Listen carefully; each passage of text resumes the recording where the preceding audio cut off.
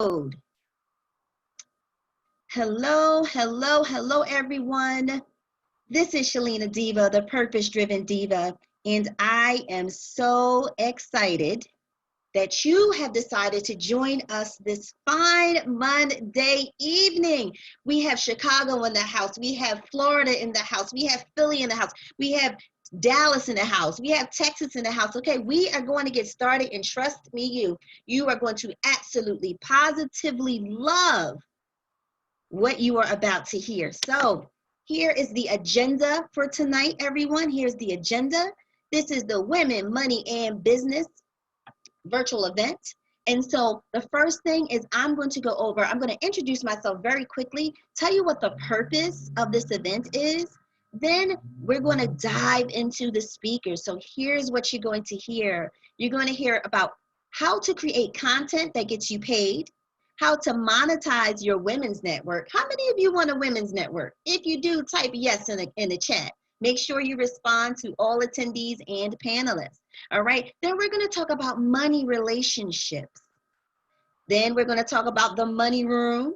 And we're also going to talk about the fact that the money is in the contracts. And at the very end, we're going to put a very pretty bow on this event because we're going to have a live Q&A panel where all of the speakers are going to come back and you will have a chance to ask them questions. Okay, everybody? So we're going to do the Q&A at the end where you can ask your questions. But if you have questions, all I'm asking you to do is just simply jot them down in your notebook, okay, so that you can go back to it. All right, so I asked you before, I said, how many of you are ready?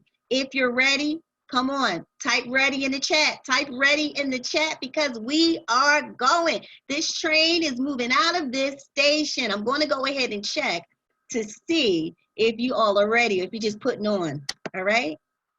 Okay, they said they're ready. Okay. Without further ado, everyone, let's get to it. Okay, everyone, let's get to it. So many people, how many of you have actually used Fiverr before in your business? Okay, Fiverr.com. If you have used Fiverr before in your business, just type the number 5. If you've ever used Fiverr in your business. I started using Fiverr in my business back in 2011. Okay, well, recently, Fiverr started an initiative called Community Leaders. And we're going to get into that in a second. But if you don't have a Fiverr account, go to Fiverr.com and make sure you get an account. But this is what Fiverr is all about. Fiverr is a leading marketplace that connects businesses with freelancers offering digital services, including graphic design, copywriting, voiceover, music, and editing. Okay, so what I'm going to do is I'm going to go over here and I want to see how many of you have actually used Fiverr before.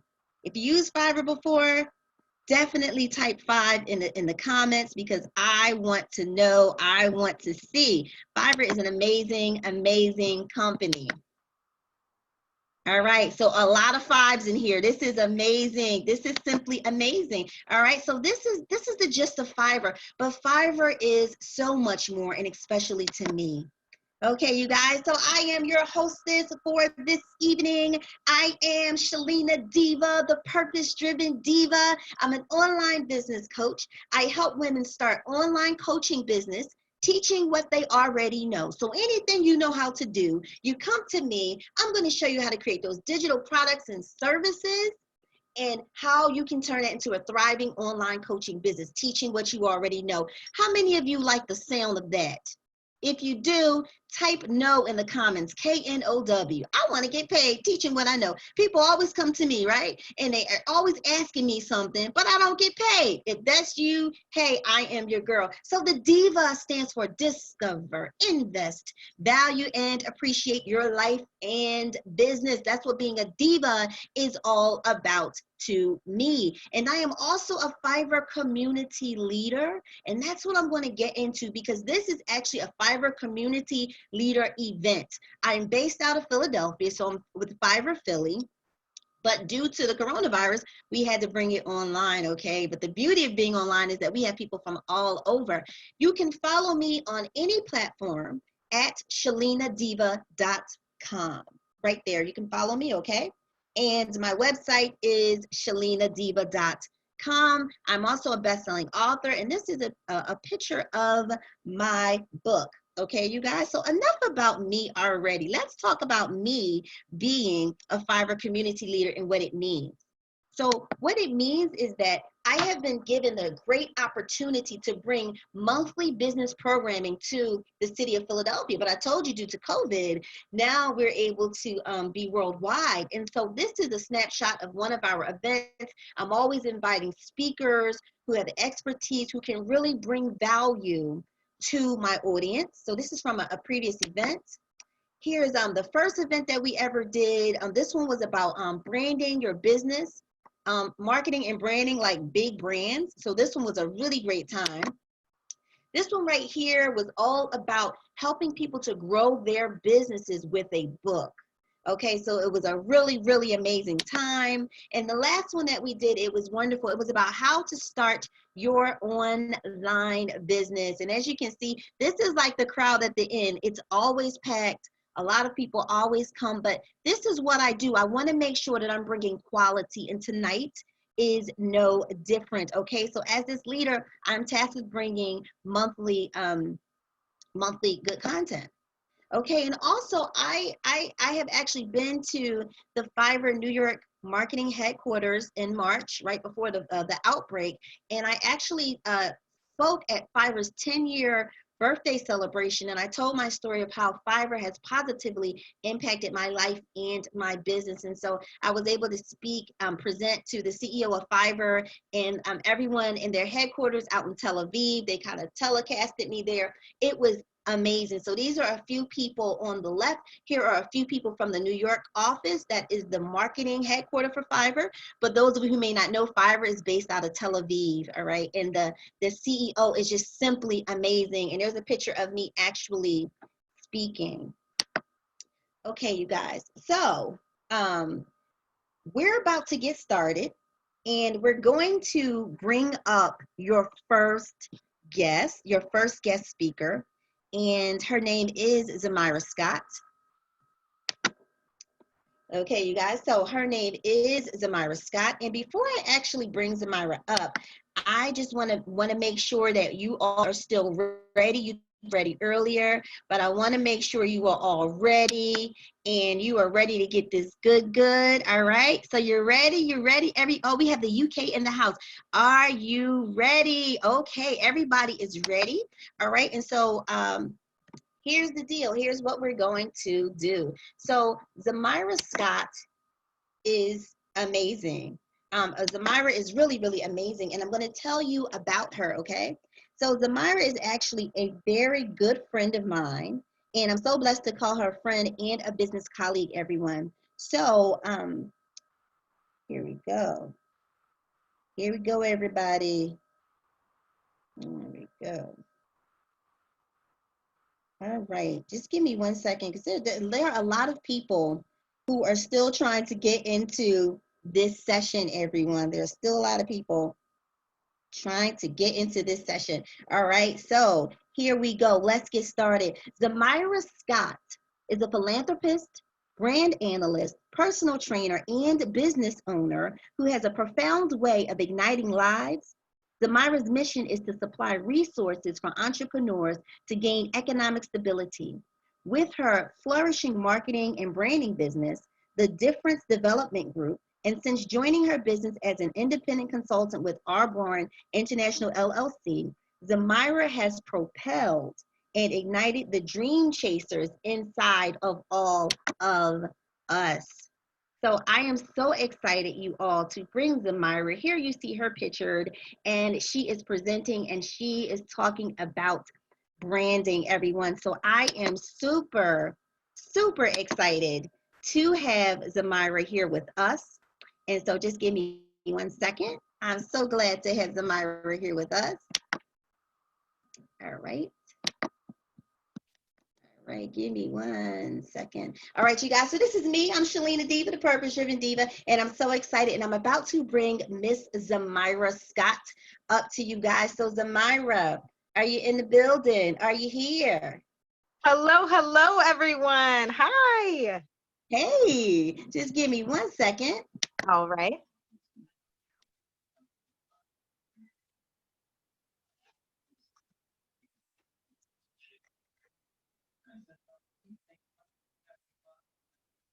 All right, Zamira, go ahead and take it away. Hello, everyone. Thank you for joining. This is incredible. Thank you, Fiverr. Thank you, Shalina. Again, I'm so honored and blessed to be a part of this platform and give you guys some of the tools that you may need to grow your business. Now, I have been in business for well over 12 years at this point, 13 years. I started just focusing on one niche, and I'm going to talk to you about how you can get paid on multiple. So I'm very excited about this. The first thing that I really want to break down, there's 3 things that I'm going to talk about. So the first thing is really how to identify your target audience, really see who is going to buy your product, your service, who's really going to advocate for you all out. The second thing I'm going to cover is the elements. So meaning what platforms to be on, how you should present yourself on those platforms, and how to be successful in getting your market in your message across. And the last thing I will cover is places to post your video. So I love video content, and that is what we're going to talk about first. So for those who have a new business or who have been in business, please write in the chat how long you've been in business, because that is also important. I will tell you this, it does not matter how long you've been in business, but I want to know. So targeting your audience, based on what it is that you are doing, you want to target your audience based off of your product. So for example, I'm going to use a lot of examples. So for example, I do a plethora of things, but I don't always put them on every single network because there's a target audience for each specific one. So when I'm talking about my fitness avenues or when I'm talking about my wellness avenues, I'm specifically targeting people who may need the products or services that I have to offer, whether it's consulting, whether it's weight loss, whether it's something else in that realm. The thing that I would advise you to do is if you have multiple niches, find one.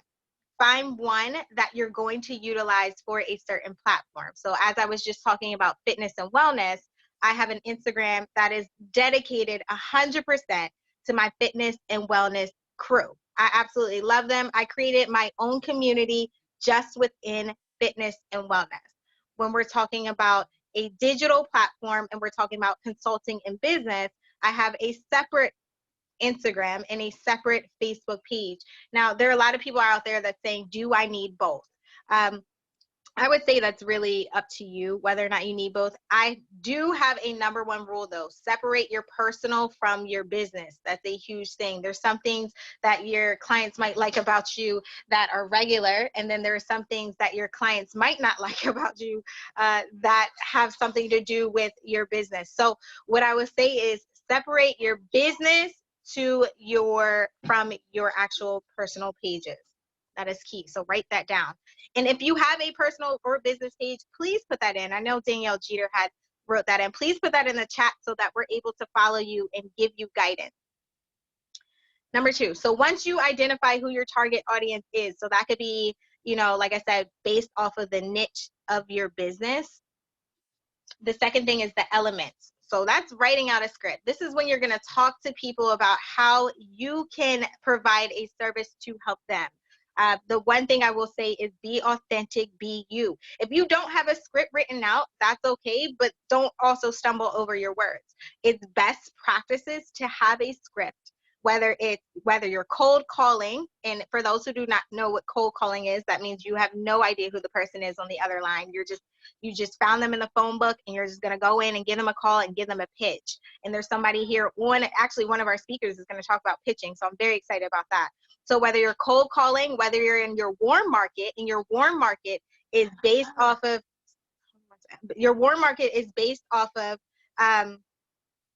who you know personally. So your warm market is who you know personally. And then you'll have kind of like the people that you don't know at all. So those are the people that you meet on the streets. They can be considered your cold market until you make them warm. Okay. So contacting them and getting in front of them as far as video is concerned, the one thing that you want to do is have a subject line. So you got your script, boom, number 1. Number 2, you have your subject.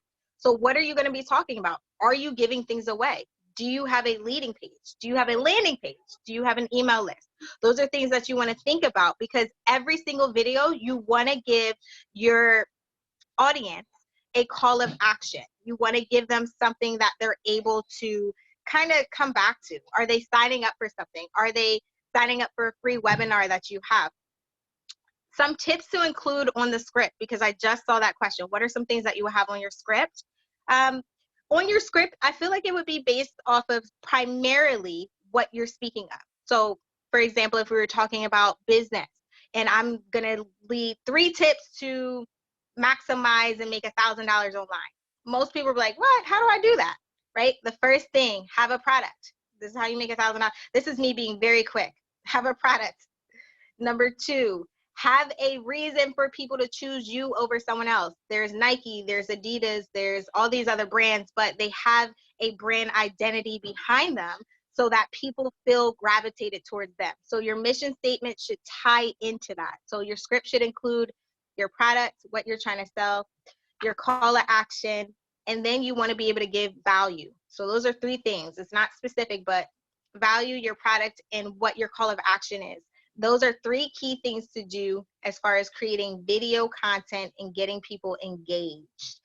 If you are live, so as we are recording right now, if you are live, so say you go live on Facebook or Instagram, you want to interact with every single person that comes on. Shalina is amazing at this, and I get these key tips from her. You want to ensure that you connect with every single person that comes online so that they're able to see whether or not, okay, this is something that I want. They feel connected to you. They know who you are. And that is super, super, super, super key. And another thing you want to do is also find ways where you can actually share it. So for example, on Zoom right now, you can actually stream live on YouTube. You can stream live on Facebook. You want to have different platforms that you can share the information that some of your audience may not be on. So not everyone has Facebook, which I think is wild, but not everyone has Facebook and not everyone has Instagram. But in the digital age that we're in today, you want to ensure that you create content where every single person can get on. Now, say you're an extrovert, right? I'm an extrovert. Actually, if you're an extrovert, type extrovert in the comments, please, right now. So I'm an extrovert, and we love to talk. We love to talk. We love to be loud. We love to be extra, right?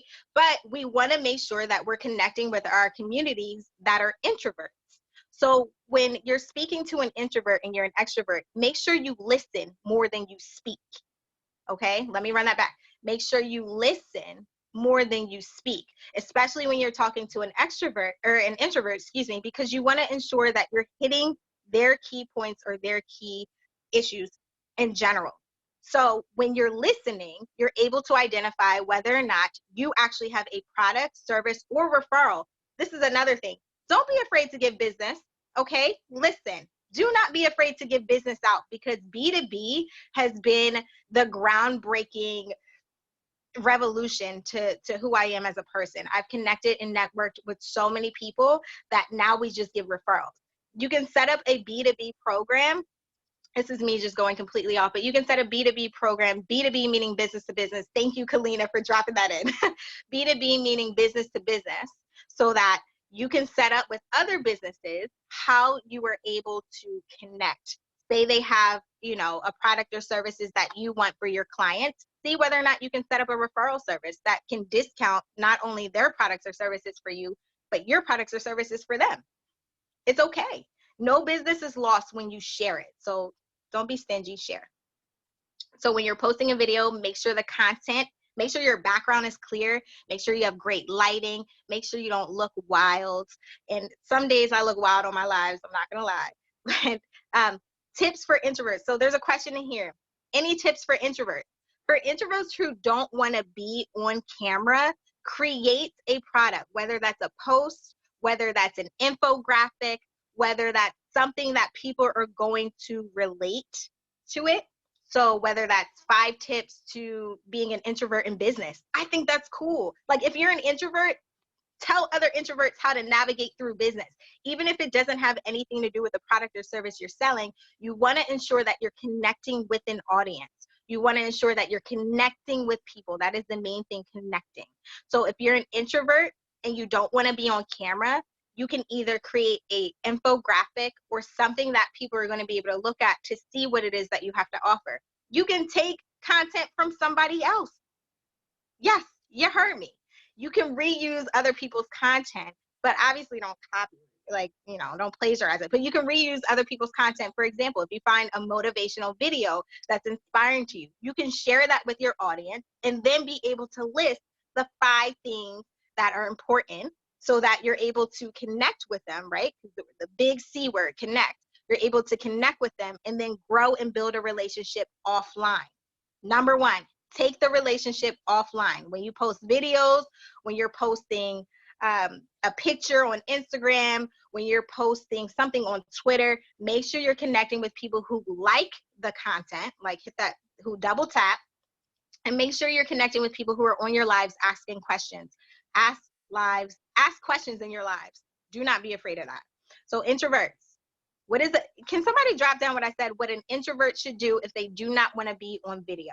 Can somebody drop that in the chat?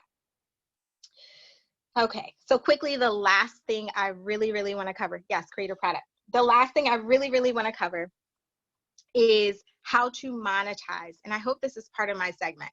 How to monetize. So you're probably thinking, okay, Z, I talked to a zillion people today. I talked to four people who were interested in my free webinar that I have hosting, or 4 people are interested in coming to my online event or my in-person event. How do I monetize off of that? That's the number 1 thing, like monetizing. You want to be able to make money from the knowledge, as Shalina said, from the knowledge that you know. So as soon as you get offline, right? This is like, I'm talking about the live ends, and now you want to go connect with that person, send them a quick message. And you know what I've been finding more effective? Voice notes. People want to hear your voice. People want to hear your enthusiasm. People want to hear that you actually care about what it is that they're concerned about. People want to hear that they want you. People want you. Know that people want you. Yes, definitely be empathetic. Be sincere. Be 100% authentic. So when you take it offline, you have to always realize that is an actual person. Don't think that every single person there's a dollar bill attached to them, because I'm gonna tell you that for every single person that says no to your business, right? So the average is 10 people, for every 10 people, 1 person will say yes. So for every 10 people that say no to joining you or being a part of business, service, whatever it is that you have to offer, that 1 person is connected to 500 other people. And even with the no's, cycle back. Ask them, hey, no problem, you weren't interested in my webinar. Would I be able to keep you on my email list? Would I be able to keep you on my list so I can follow up in 30 days to see whether or not my product or service would be a fit at that time? Sometimes when we're contacting people, people don't want what we have. Sometimes people want it right away. Sometimes when you're contacting people, someone had already contacted them in the meantime. So that is something that you just want to think about. Like, you want to think about, how can you build the relationship offline? How can you have that? What's the C word? Somebody drop it in the comments. What's the C word? What's the C word? Connect. Oh, I just gave it away. I'm silly. So you want to make sure that you connect with people right away. And you want to also make sure that you stay consistent. That's another C word. So 2 C words, connect and consistency. So if you post a video on Monday and then you tell people every Monday that you're going to be posting videos and tidbits and whatever that they can use, and then you come back next Monday and you're not there, you lost me. You completely lost me. That means that you're not consistent because we cannot connect. So those are your CCs. CCs for Chanel, but we're going to do CCs for consistency and connecting. So somebody drop in the comments right now, because I'm not sure how much time I have left. So I want to make sure I have everything from top to bottom. So if you're an introvert, what is 1 thing that you're going to do in order to connect with people? Okay, Shalene told me I have 5 minutes. This is perfect. Number 2, how are you going to figure out who you're going to connect with in your audience? Are you sticking to 1 niche, multiple niches? Are you separating your personal page from your business page? And it's okay to do what I call a social media audit. So if you notice that people aren't really interacting with your content, it's time to get an evaluation from someone who's a professional like myself, Shalina, or any other speakers that are on here. Or you can also look at your content and see what had the most interaction, what had the least interaction. You can find out just from there. There's something on social media. We can dive deeper into that in the Q&A about how to track it, but I'm not going to do that right now because I want to save space and time for the other phenomenal speakers that we have coming up. And the last thing is posting your video. So we have creating a product, elements on speaking, posting your video. And what are the double C's? I'm saying it one last time. What are the double C's, y'all? Put it in the chat. There, it's all in the chat. The double C's: create and help you monetize off of your product. Monetization meaning getting paid for it. So you want to connect, be consistent. We're going to throw in the last C in there: create. Connect, consistency, create. Recycle other people's content because it's available for use. You don't always have to feel like pressure to create your own content. Recycle it. I recycle ETs. Eric Thomas is one of my mentors. He's the #1 motivational speaker in the world. And I recycle his content all the time. Like, I'll say quotes from him all the time and then recycle it, or recycle one of his speaking videos and say, you know what? If you would love to be a speaker, let's get together. I'll show you some tips, because you have people that are going to show you that just within their own media. Recycle, recycle, recycle, recycle. You do not have to always create your own content, but can you say the motivational speaker's name again? Yes, his name is Eric Thomas, also known as E.T. the Hip Hop Preacher. Eric Thomas. All his videos, all his content is amazing. And he's my mentor. And also my mentor for social media is Nikki Saunders. But again, I'll put all that in the chat so I don't get off tangents here. But recycle content, stay double C'd up, consistency. I'm waiting for the last one. Consistency, and what else? What's the other C? I'm saying it over and over again so it can stick in your mind. Yes, create, connect, consistency, exactly.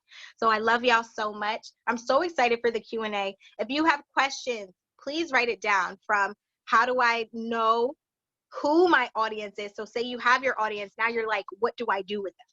You can have 100 people in your live right now watching. You're like, what can I do with them? You want to be able to add value.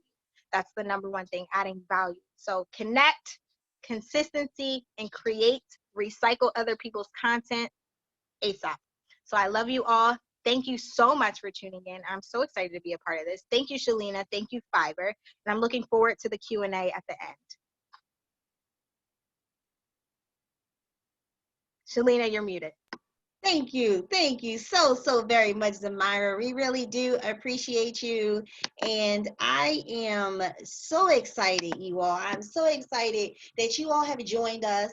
Are you finding value thus far? I told you it was going to be action-packed. And most importantly, I told all of my speakers, I want you to give the attendees tips and strategies that they can act upon right away. It's no fluff here. Okay, so how many of you are okay? You're finding value. Yes, this is amazing. It's something that I wanted to share with you all. I know some of you are sharing this on social media. If you are, please use the hashtag, and I'm going to put it in the chat, you guys.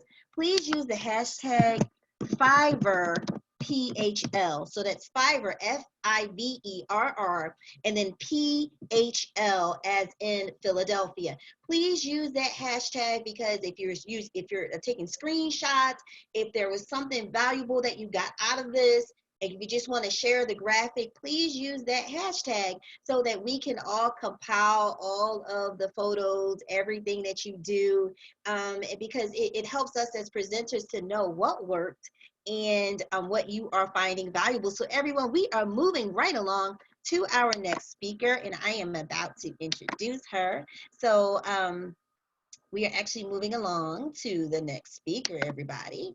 So my next speaker, I am so excited. I am just so excited that this has truly turned out to be such a wonderful, definitely a wonderful event, everyone. So if you just give me just 1 second, I am going to bring up our next speaker. All right, gonna bring up our next speaker. All right, here we go. Here we go. All right, so here is our next speaker. She is beautiful. She is amazing. I am so excited, you guys. This is Miss Melissa Educas. She is the president and founder of Connect Women in Business, and she is a powerhouse. Actually, if you look down here below, you can see where you can follow her on all social media, okay, you guys? So check out that her handle right there. That is where you can find Melissa. And I was interested in having Melissa on here because she's excellent at networking in style, everyone. She's very good at networking in style. So here is an example of that, right? Here is Melissa, and she's the kind of woman where she gets all these women together and they host tea parties, but they're networking, they're doing business, they're building these really powerful connections. And that is Melissa in that all fuchsia get up, okay, with the fuchsia color hat. Ladies, is this refreshing to see or what? Do you see yourself at one of Melissa's events with a hat on? If you can, I want you to type hat in the chat. Type hat in the chat, okay? I think I'm rhyming. Hat in the chat. Type hat in the chat. All right, you guys. So I'm going to quickly introduce you to Melissa, all right, because she's going to show you how many of you are like, Shalina, I would really like to have or build a women's network. And then you want to monetize. You just want to get together, right, and monetize it. All right, so Melissa is going to show you how to monetize your women's network. So Melissa Educas is the founder of Connect Women in Business. Recognizing the need for an affordable all-female business networking group, Melissa created Connect Women in Business. Her goal is to help women achieve their professional and personal goals in a supportive, motivational, and inspirational environment.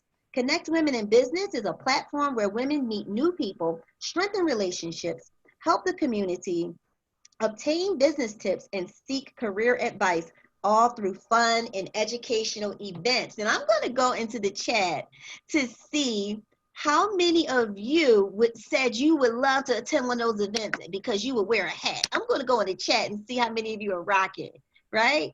All right. So they listen, Melissa, they're all saying they're ready to put on their hats.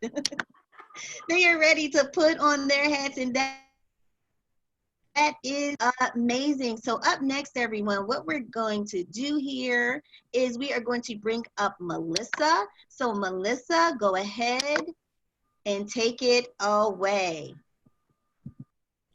Hello, everyone. Good evening. I am Melissa Educas. I'm the founder of two organizations, Connect Women in Business, and I'm going to launch the Network this April. Network is a Meet, Walk, Connect. So the things I'm going to tackle is how to determine what you offer, how to determine what you can offer to your network to stand out. How can I monetize your offerings to network? So what I do is I provide quality connections. I've been doing networking for 10 years, and I see the importance of providing quality connections because I do believe if you provide quality connections, people will remember you. This is the result of the best solution for those who are introvert, because if you go to an event and you don't know people and you need to introduce yourself, like I experienced that when I attended the networking, like 50 plus people, and I'm from the Philippines. English is my second language, and I was so freaking nervous. It's like, how can I talk to people? How can I introduce myself? You know, but with my organization, I am doing my events based on what I love. I love hats. I love stilettos. So I do events that is going to what you call this, that I can connect with women because I love tea. I do an event in promoting tea houses in Pennsylvania. So they love it. I have the great, awesome food, and I am encouraging women to dress up for a tea and wear the hats, wear the gloves. And I told them it is encouraged to wear it, but it's not mandatory. But everyone, as you can see in the picture there, that everyone participate with the hats. So with that fabulous, unique events that I have, so people will remember, I provide quality connections. What I do for the quality connections, if you sign up in my event, all you have to do is sign up, show up, and connect. And all I have to do is to present you professionally. And I usually divide the people by 4, and it's exclusive per category. So I am going to give them 40 minutes to talk to each other. There's no 30-second commercial at my event. I provide quality connections because when you go to my event, you don't need to introduce yourself. I'm the one connecting you, which I love for what I do. I'm the one connecting you. For me, somebody is asking me, like, how do I know to connect people? First of all, it is my gift. I love connecting people. Actually, there's 3 marriages because of me. And I really love connecting people. I need to understand what my attendees' business is. So everyone, because all of my attendees are registered and I know who is coming. So I gave them the guidelines for them to talk about. So this is the value that I'm giving. I give them, they have 5 minutes to talk about their business, and I gave them extra minute to have a conversation about their business.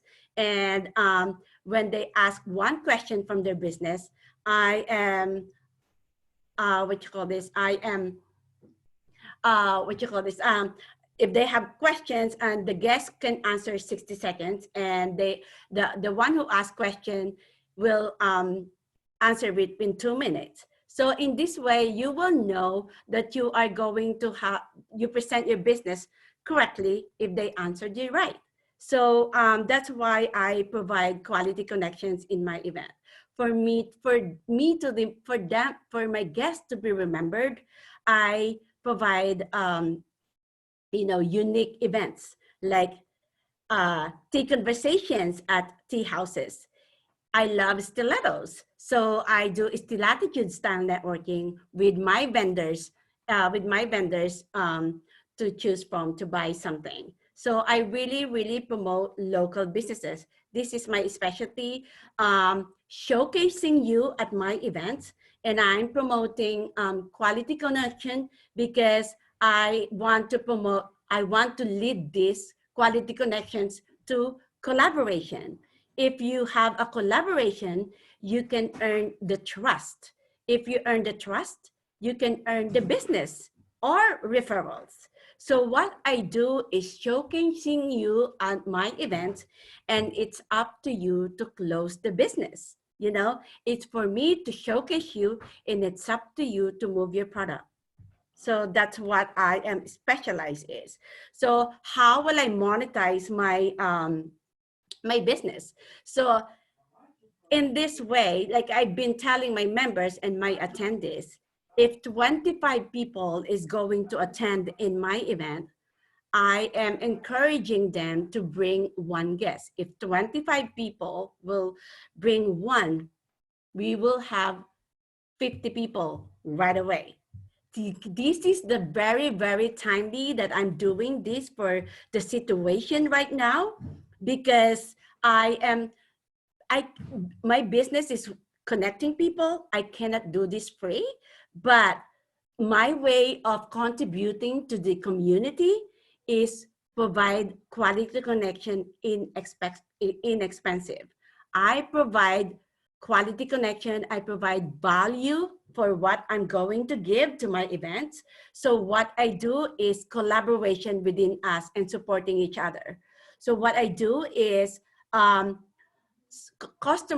business owner number 1 is going to pay for April, and I just do my events for just $15, and I the customer number one is going to pay $15, and then she can bring guest that is free. And the one that she's going to give the guest free, she can pay for May, and she can bring the guest. The one who gave her the free one is going to be free on May. And since customer one and customer two is supporting the network event, the network is going to give them free event. So in this way, everyone contributes. And I just started to sell the tickets like March 20, and I am aiming to have 52 people. Now I have 49 people. How cool is that? Because I am telling people with the businesses, with this situation, think big with this situation, not because we are quarantined, we are not going to talk to people. It is time for you to use this kind of time that you can connect with businesses once a week. So you can be seen, you can talk to another people that is outside from your house. It's going to help you boost up your something that you can feel about your business. So don't think of any negative things of what is going on right now. Think outside the box of what you are going to do. Because in this kind of situation, I am offering to stay connected once a week. And my events for this online Coffee Connect is from starting April, May, and June. So I am kind of like teaching the businesses on how to connect right. Because before you go to my networking, because since you're already signed up, I'm the one who's connecting you to people. So all you have to do is prepare your 5 minutes business presentation, which I prepared guidelines for you to talk about. So this is a good thing for those people who are introvert, who are shy. You can talk about your business, because like I said, like what Shalina is doing, that she gave us bullet points for us to talk about what we can do.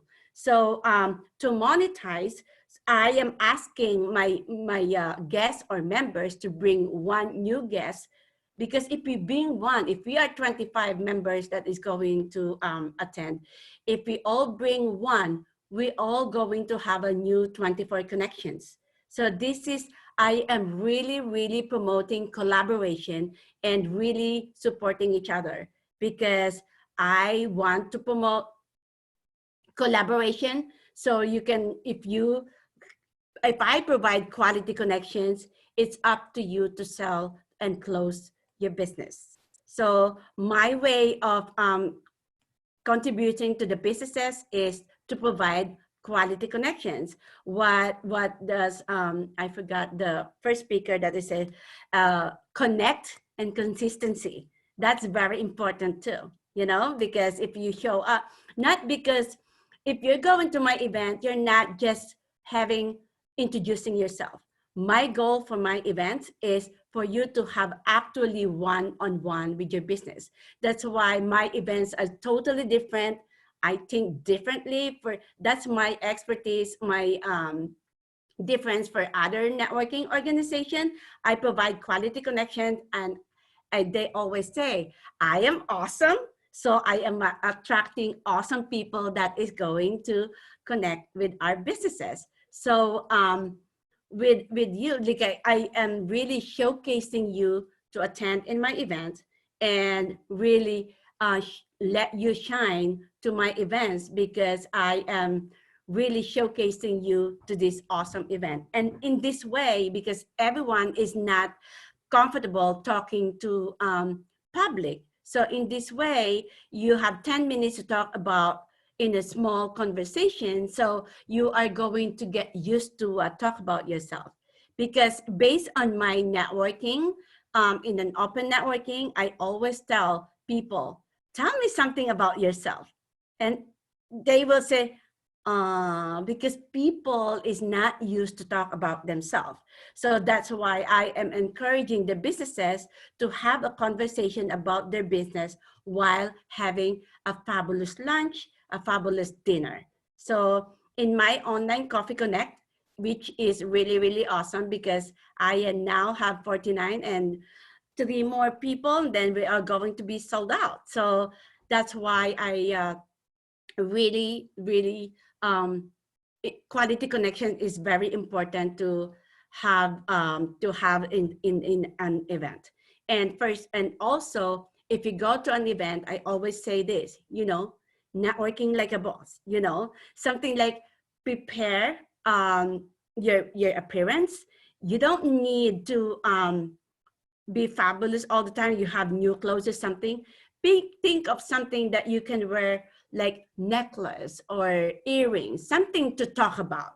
Because in my networking, usually I don't need to introduce myself to people because they always um, recognize how I look like. Oh my God, I love your shoes. Oh my God, I love your belt.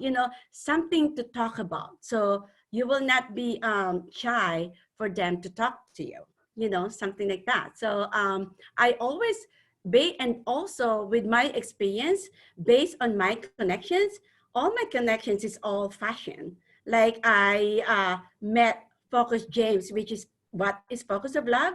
We got connected in fashion. I met her at DSW, and after that we had personal, like we're just helping each other, supporting each other.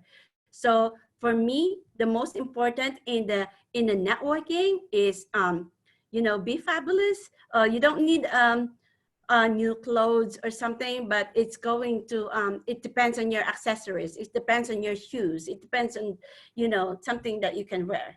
So you're not gonna be afraid of introducing to people, because people is going to go to you. So thank you, Selena, for this awesome opportunity for telling the people of what I do.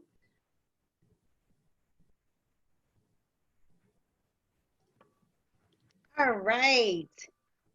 All right, all right, all right, everybody. So, Melissa, thank you so much, Melissa, for sharing those valuable tips. We really do appreciate it. Thank you so much, Melissa. So, everybody in the chat, Melissa's marketing manager is actually her marketing manager is actually answering any of the questions that you may have. And so, Melissa, we thank you so much for those valuable tips. And so, you guys, listen to this. The reason why I wanted to have Melissa is because many women, they come to me and they say, Shalina, listen, I want to do a women's business network. How many of you have thought of doing a women's business network? If you have, just type women in the comments. Type women in the comments. If you've ever thought of getting women together for a certain cause, whether it's business or something else, right? You wanted to have and host events, and you wanted to grow, and you wanted to have a movement, and maybe it starts in your state, but then you have chapters in other states, right? That is wonderful. That is beautiful. But at some point, you're going to need to monetize your idea. You can't, it costs money to host events. Am I right or wrong? It costs money to host events, and because it costs money to host events, you cannot be the one bearing all of the cost. So you cannot be afraid to charge. That's why I had Melissa here, because I have been seeing her doing some really creative things, having these creative events and charging for them. Ladies, you cannot be afraid to charge. That's why I put this event together, Women, Money, and Business. These ladies are giving you tips to help you get to the money. All right. So if you are excited about getting to the money with these valuable tips, type money or a $ in the chat to let me know that you are ready for the next young lady, because she's going to blow your mind. She's going to blow your mind about how you can get to the money to do what you need to do. So I'm going to check over here. I'm going to take a gander over here in the chat. All right. And also let me know, are you enjoying this? Are you finding value? Remember, I told you no fluff with me. I don't play that. All right. So if you're feeling all right and you're feeling groovy, I just, I love to say yes, YASSS. Yes.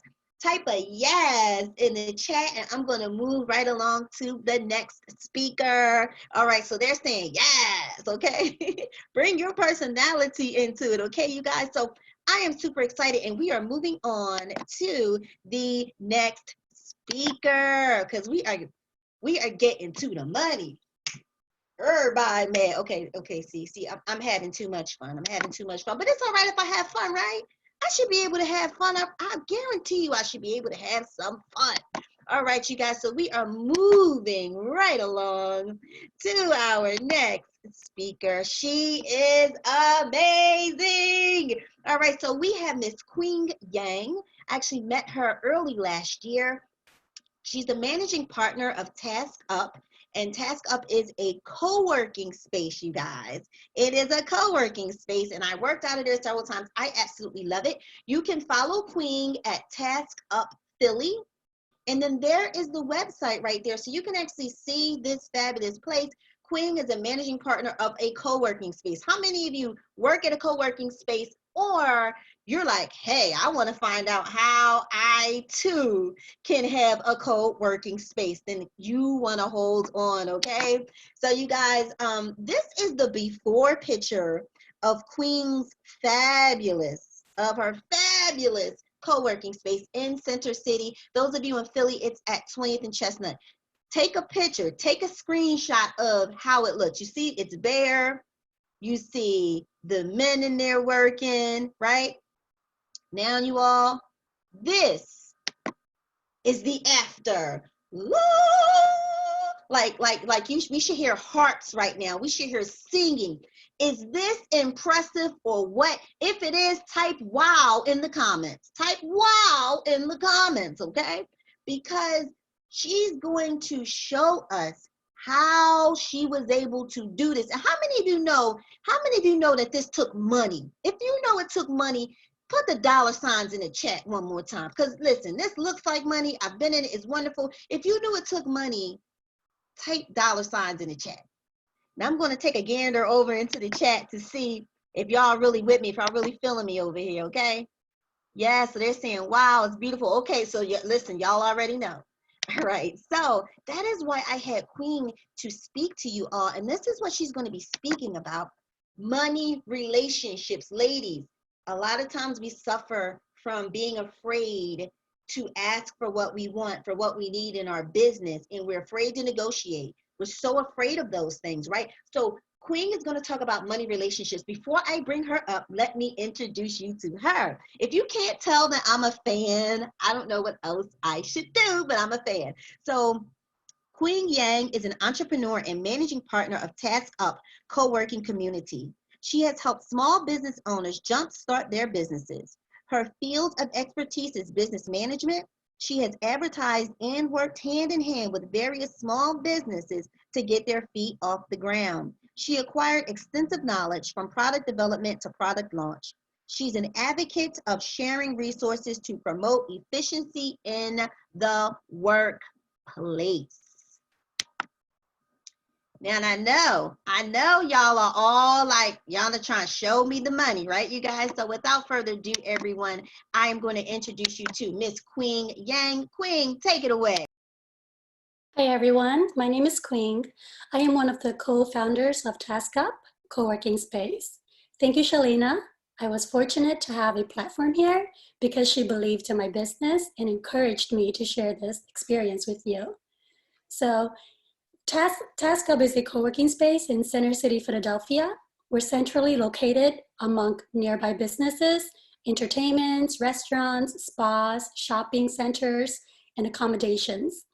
Our business model is to provide affordable turnkey offices, flex desks, virtual offices, and meeting solutions for micro to small businesses. We design our space to be intimate and productive, where collaborations and privacies take place. On the plus side, we have allies with over 600 sister co-working sites around the world, and our network in Philadelphia is expanding. So I get asked often, why did you build Task Up? It's a funny story because this happens after I had just had birth. I was lying at the hospital bed after I had just gave birth to a 7-pound baby. And I thought, wow, I quit my job that I loved and hate at the same time.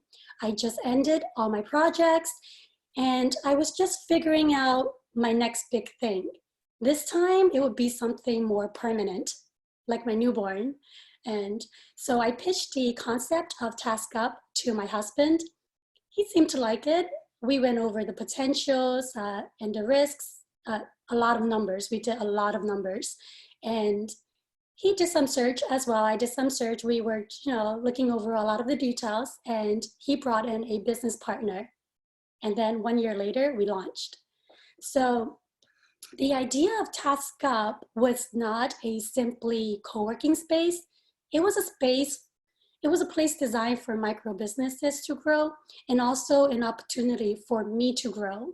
And boy, did I grow. But that's a story for later.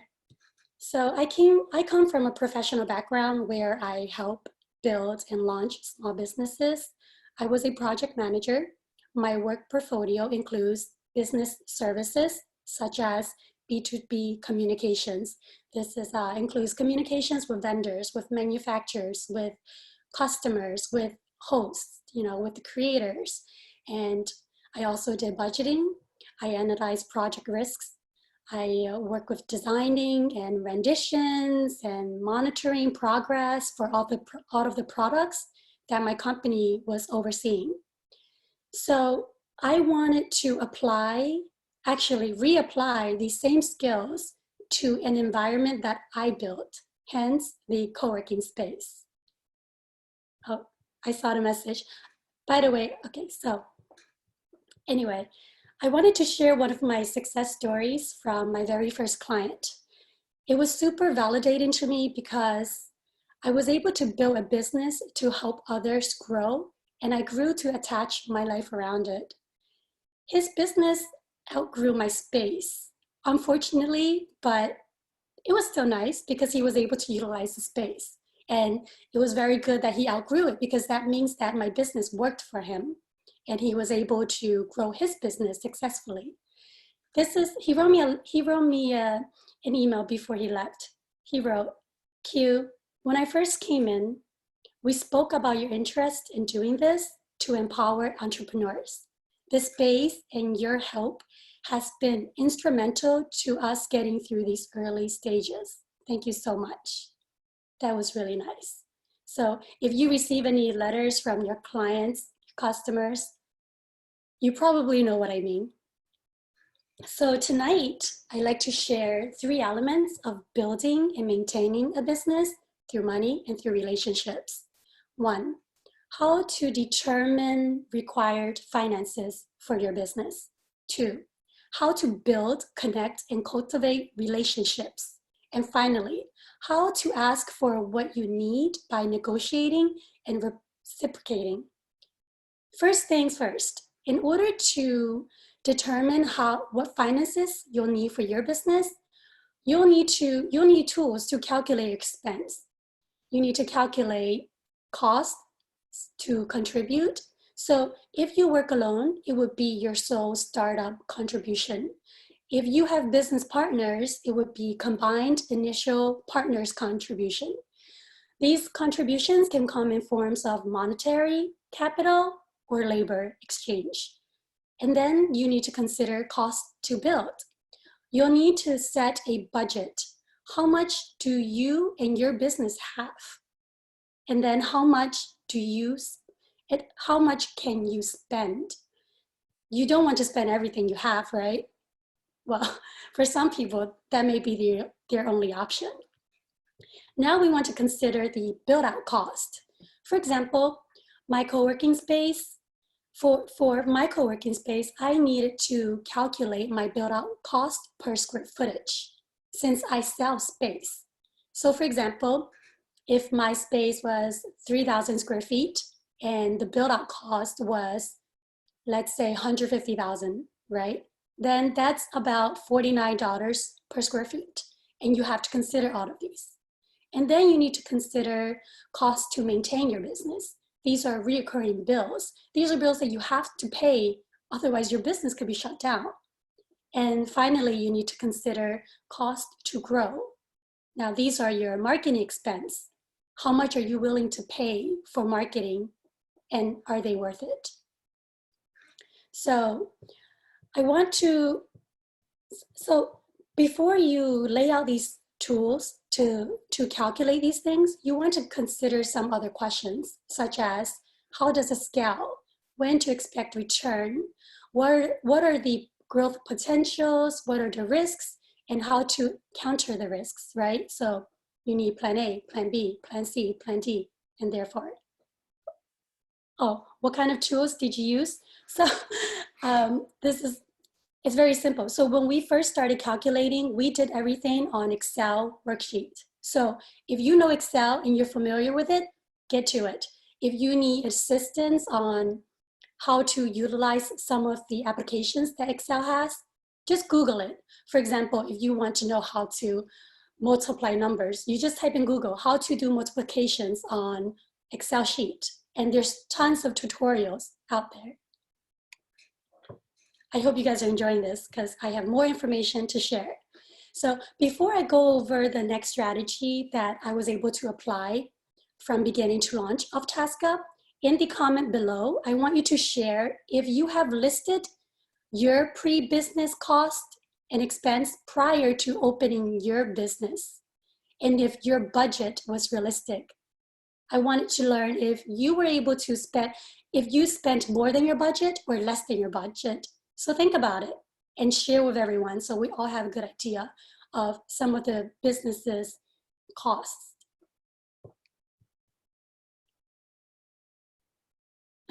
Thank you for the questions, but I think we have to get through them later. I have a lot to talk about. So I see that. So more than my budget. Yeah, that's usually the case. I think we also did the same thing. We had a budget and then slowly we started going over our budget, but then we set a new budget and we tried to not go over the second budget, and we were able to do that. Okay. I need a drink.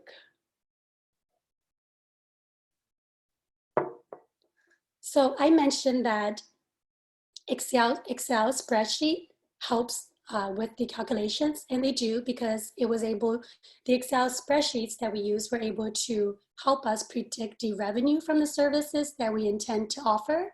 So Excel is good. It's good for calculating costs, but also good for predicting profit and revenue, right?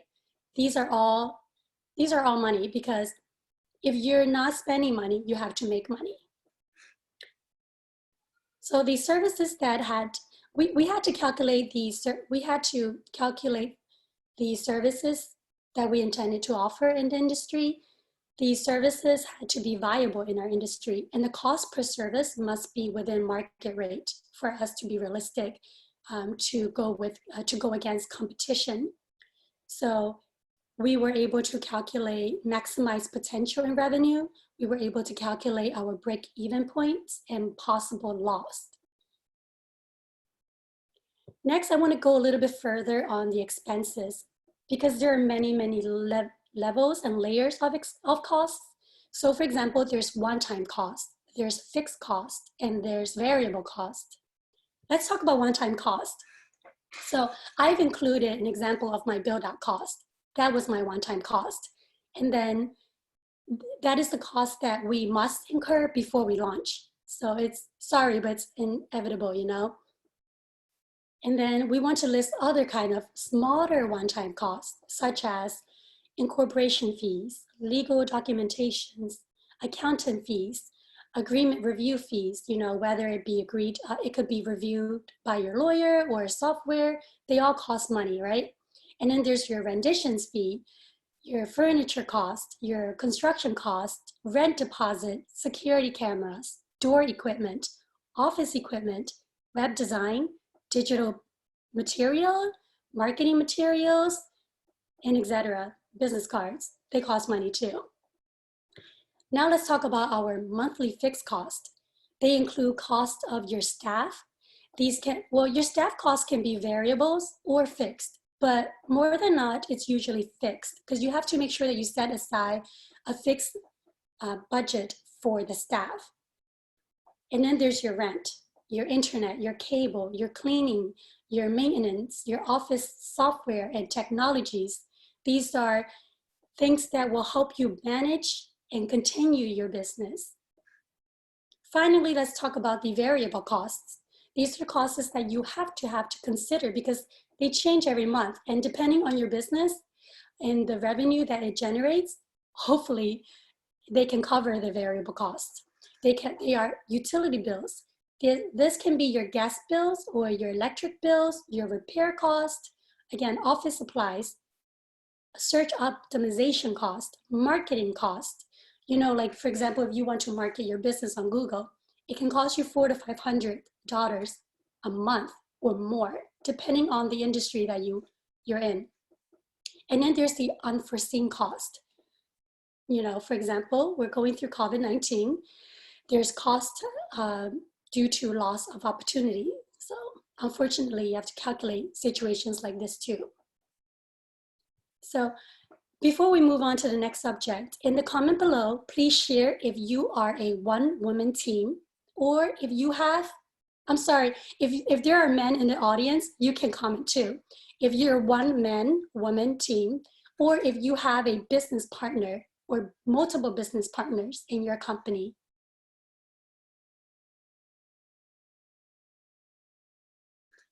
So the next strategy I'd like to share with you is how to determine who to connect with and ways to cultivate your relationship. Now, I'm not a relationship coach, but I can say that, like you guys, I've met many people from many walks of life. So they, you know, by interacting with people, it becomes our innate ability to judge people. And sometimes before we connect with them, we're able to ask ourselves the right questions to screen them, right? to see if you want them as a part of your life or maybe not. So when I had to consider a space for my co-working space, the questions that I had to ask myself was, who has a space that I need? Where is the space? How much does it cost? And then what is my relationship to the space owner? This is for those out there that needs to rent a space in order to operate your business. Now, if you own a space or you work from home, that's great. But if you have to rent or lease or buy a property, now these are the kind of questions you want to ask. And you need to ask if you want to keep your business among the people that you know or not, right? So these are good questions to ask before you proceed. Next, you want to ask, you know, the topic about money. Who has the finances or money to grow with me? Who has consistent income? How much does this person have? Now you can guess, you know, based on their profession and based on their assets and belongings and the way they carry themselves, maybe. And then what is my relationship to this person with money, assuming they have money, right? Another group of questions you need to ask is, when you've met this person, you need to pre-screen their character. So then you ask, the character of this person that you're connecting with, what do I know about this person? Is he or she trustworthy? Is he or she dependable? Is he or she self-sufficient? And then what is my relationship with this person? These questions can apply to your business partners, your suppliers, and even your customers. Anyone that has a part in your business, you must ask these questions. After we build these connections, we need to ask questions to see how we can cultivate our relationship. So in other words, how do we maintain and better our relationships? Questions you want to ask is, what is expected in this relationship? How to reciprocate? And by understanding how to reciprocate, you need to ask, what do I need from them? and what do they need from me? And then you want to ask how to grow these relationships. What can I do to support this relationship? And what can I do to help us grow together? Yeah, it's important to consider us because, for example, if your customer is not doing it well, your customer may leave your business, right? There goes your revenue, your profit, your margins. If your suppliers are having issues with their business, right? Then how do you get supplies for your business? Do you really want to waste the time to look out elsewhere? That's an easy way out. But if you're able to help the relationships that you already have to grow and grow together, it's ideal. Doesn't happen all the time, but it's ideal. Now, relationships are important in every stage of business. In the beginning, here's an example. In the beginning, you would find a landlord that you trust. We all know that agreements are on black and white paper, right? They sound fancy and they're subjected to legal binding. However, oftentimes, there are fine prints that we may not understand or we may neglect on purpose or by accident. Either way goes. Or there may be issues with the landlord and they decide not to honor the agreements accordingly. And then you have to go through lawsuits and troubles and you end up exhausting yourself, right? And if you're working with people you know, it may become a little heartbreaking too. And there are relationships that are important for when your business is launched. At this stage of your business, you're ready to sell. What happens then? Who do you call? Do you really want to DM all of your friends and tell them to help you market your business and your product? Sure, they'll help you out. You can invite them to your launch party, help spread the word, but there's a limit to that because eventually they're going to get sick of you, right? Preaching about your business. So here's what you need to do. After you've exhausted your contacts, you'll have to initiate a relationship with the World Wide Web.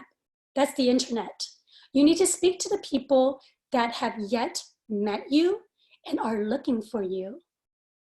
You need to build your business image on your website, social media, digital platforms where people can find your business. And when you gather these leads, do not let them go. And this is very important because at the start of my business, I answered every phone call, every email, every walk-in, every tour personally to make sure that I have the maximum potential to seal the deal.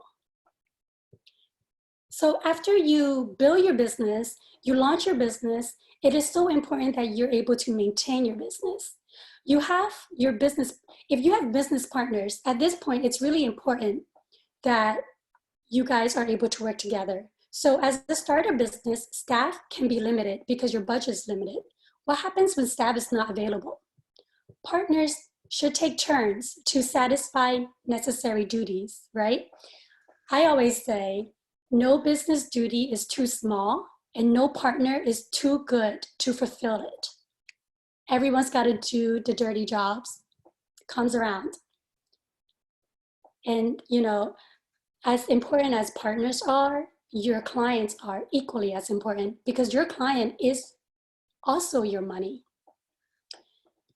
For your partners, you need to show them how you stand out. I always tell my clients that I am available by phone, by email, by physical contact. I can meet you face to face. I can go over your concerns and your building issues. I can make sure repairs and issues at the office are responded to immediately. I'm a small business owner and this is my business. This is my family business. That's what I tell people. Finally, I want to go over another strategy, how to ask for what you need. Negotiate and then be reciprocal. So questions you want to ask is how to ask for what you need. Make a list of what you need, be precise and be as precise as possible. Do not leave any gray areas. Define clear expectations and then define what can be compromised and what cannot. When you're up for negotiations, you want to set your budget and your financial limits. You need to be realistic and you need to know you get what you pay for. So when you negotiate, do not ask for the maximum to pay the bare minimum. It doesn't work that way, unfortunately. And again, you also need to, evaluate what kind of negotiations can be compromised a little bit and what type cannot. And then you need to know how to reciprocate. This is my business karma one-on-one. I always ask, did someone go above and beyond to help me in a deal? And if so, I need to acknowledge them and help. I need to acknowledge the help and return the favor in the ways that I can. So I'll give you this example. This may sound funny to some of you because my dad is actually my landlord. I don't tell people this a lot because, this is what they think. Oh, if he's your landlord and he has a business on the first level of the building, so you don't need to pay rent, right? Because he's family. No, that's not how it works. And, it's nice to think that way, but it doesn't work that way. The reality is, even in our own families, we have to negotiate and we have to reciprocate. And when we do business together, we have to hold on to our business terms. I'll give you an example. Our office is accessible to all, accessible 7 days. However, our team is only available on the weekdays and our shifts ends at 5 p.m. That's usually the end of day for businesses. Now, one of my business services is virtual mail, meaning that I can accept mail for co-working members and virtual members from outside of Philadelphia. The business downstairs that my dad owns, they stay open until 10 p.m. So usually the mail go there and then we get alerts from the staff downstairs. This way, we're able to stay on top of our deliveries and mails for our members. And for that, I give them and their employees access to our space. They can use our amenities. They can use our community equipment, such as conference rooms for meetings and then printers, because our printers are way better and they print a lot. So the point is, you can negotiate, but you need to be fair and you need to make sure that you can barter something of similar value. So please, when you negotiate, be measurable, be realistic, and make sure it's something that's measurable. Now that I've shared my business with you, I want to help you with yours. If you live in Philadelphia or around the proximity, when my business is back on track after this whole pandemic, I invite you to try out our space. We usually have a monthly event of, it's called Motivated Mondays, and it's free co-working pass for the entire day, where you get to come experience what co-working is like. Now, if you're not from Philly and you don't live in the area, we also have business address services where if, for example, I have a client, he works in the United Kingdom and he has a digital marketing company, but he wants to expand his network to United States, and he chose Philadelphia. So he was able to use our business address to get mail from the banks for official documents. This way he's able to successfully grow and expand his business in America. I also have a partnership network. Now, if you are a space owner yourself, whether it's a co-working space or any type of community space, and you need to be marketed and referred to, please reach out to me. I have partnership programs. This is where I send my overflowing guests to you. The next exciting thing that I'm working on is I'm building a platform where space owners can self-list their space and where guests can reserve a real-time meeting venue. This platform is expected to be launched in the summertime. So when you get a chance, subscribe to Task Up Philly. Go to our website, task-up.com, and subscribe to our mailing list to receive all of the updates and see the potentials out there. Thank you so much for your time, and thank you, Shalina. If I was able to help anyone with their business through this talk, I am grateful. Thank you for hosting this. And if you have any questions, please feel free to reach out to me. Thanks, guys. All right, all right, all right. How awesome and how amazing is Queen? Okay, she took us to business school. Some of you are getting out your pencils and your paper. You're like, oops, what's this cost? What's this expense? What's fixed? What's monthly? If you found value in what Queen offered, type a V in the comment. How many of you were inspired? Type an I in the comments, okay? All right, all right. I told you I only bring the best. The best. Only the best will do. All right, so we are moving right along, and this young lady, they are all powerhouses. This young lady is truly a wonder. She is amazing, and I cannot wait to introduce you to her. She is simply amazing. She is wonderful, and she is amazing, everyone. So, everyone, our next speaker is Commissioner. Yes, she is a commissioner. Commissioner Danielle P. Jeter. She is the founder and president of Women in Media. You can follow her at WIM Global on Instagram, Facebook, on all social media platforms, and you can check out her website right there. Now, I asked this young lady, she is like the Olivia Pope of PR, okay? PR and events. So type Pope in the comments, P-O-P-E. She is the Olivia Pope. Okay, and you're gonna see why she's the Olivia Pope.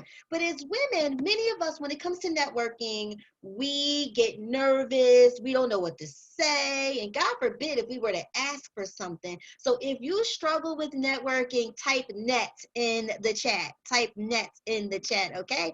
So I worked with Danielle personally with Women in Media, and she is something amazing. Here is a shot of Danielle and her fabulous crew, Women in Media. And this was at, I believe, their 6th annual Women in Media conference. It is amazing. They have amazing workshops, speakers, and presenters to help women educate and cultivate a career in media. And Danielle is just this amazing, amazing networker, you guys. I've seen her ask for like the moon and get it, okay? So she knows how to get into a room. This is why I call this the money room. How many of you are still trying to get to the money? If you are, type the $ in the chat. How many of you are trying to get to the money? Because Danielle's going to tell you what to do when you're in the money room, when you are networking. If you're excited about that, I want to see you guys type the $ in the chat, and I'm going to check. So let me introduce you. Danielle P. Jeter is an award-winning business leader, artist, and activist. Danielle is an alumni of Spelman College and founder and president of Women in Media, WIM Global. She has been recognized as the African American Chamber of Commerce of PA, New Jersey, and Delaware 2014 Young Professional of the Year and Top 10 People Under 40 to Watch in Philadelphia by the Philadelphia Tribune. She was also appointed as a commissioner on the African American Affairs Committee by Governor Tom Wolf. I told you all.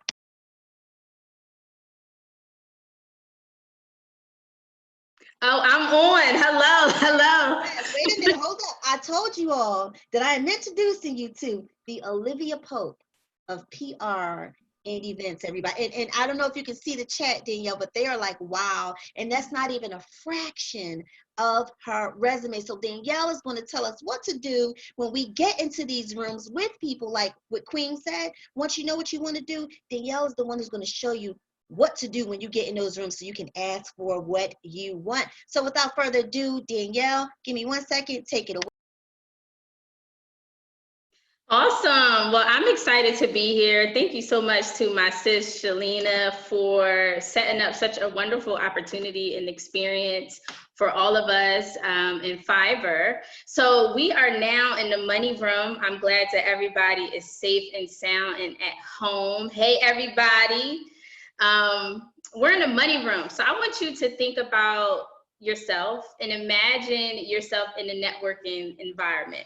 Imagine that you are in the ultimate networking room, the space that you wanted to be in. You are backstage at Black Girls Rock. You are at the Rock Nation brunch during Grammy weekend. Hey, you at the Grammys, you on the red carpet. What are you going to look like? How are you going to show up? You've arrived, you've put your time in, you've put your work in, and now you are in the room that you've always wanted to be in. You've gotten to this place. I want you to think about that for yourself. For me, what that room is the Rock Nation brunch at the Grammys at some point in the future when we all get out of quarantine and we able to go back outside. I'm getting myself inside of the Rock Nation brunch, and I want to be there because I know, I believe, and I understand that I bring value to that market. I bring value to that network, and I can rock and roll with the best of them.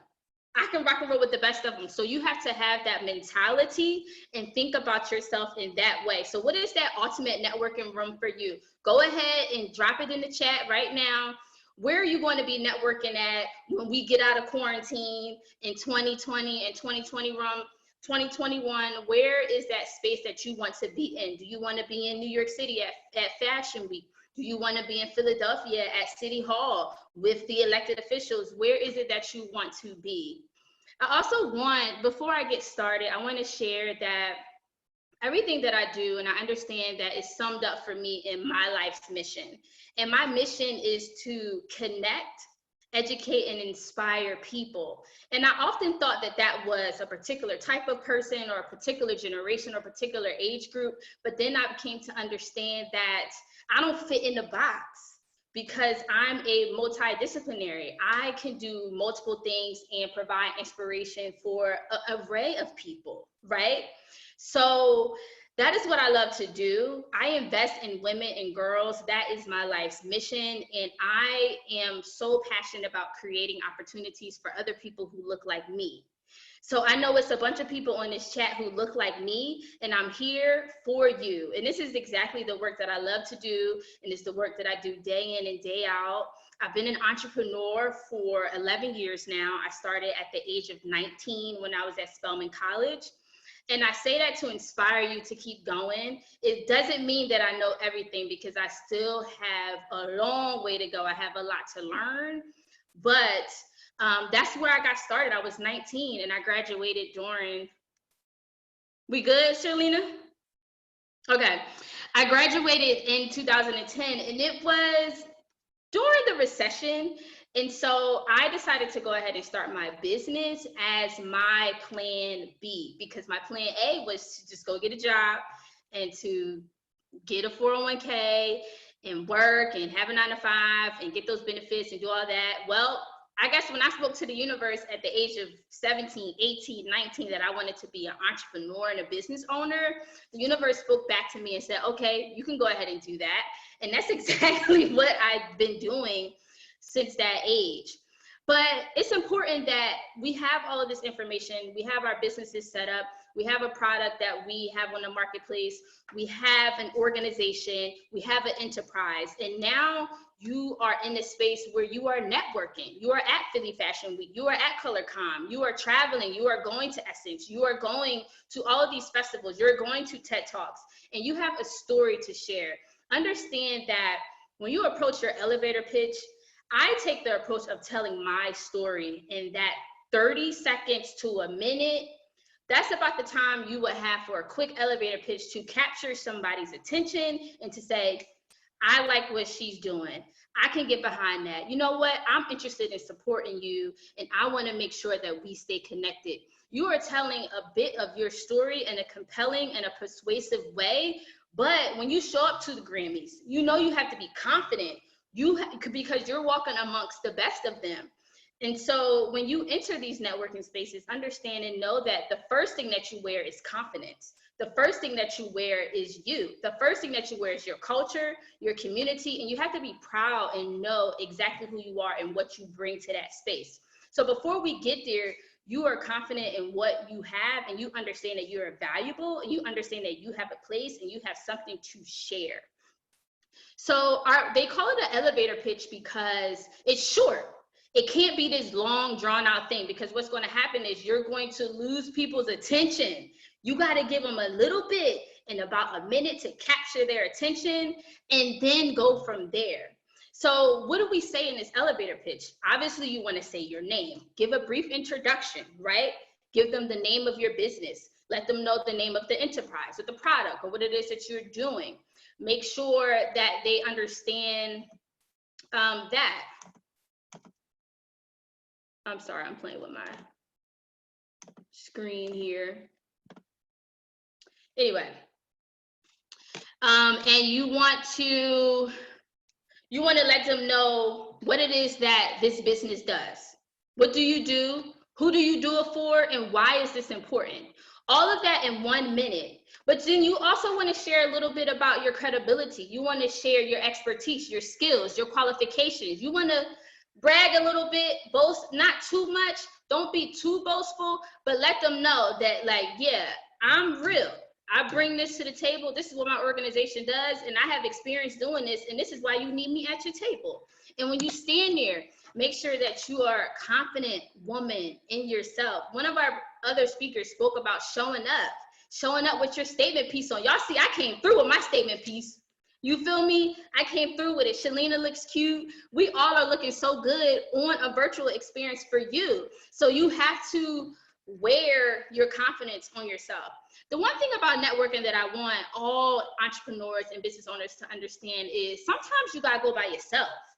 I know it might feel a little bit uncomfortable to go to a new room, a new experience, a new city, a new area where you don't know anybody, but it's better to network when you don't have distractions around you. Because if you decide to go network with a friend that you're very, very comfortable with, you might miss the opportunity in working the room, and instead you'll kind of just chit chat with your friend. So you want to be confident where you are able to walk inside of these spaces and own your own too.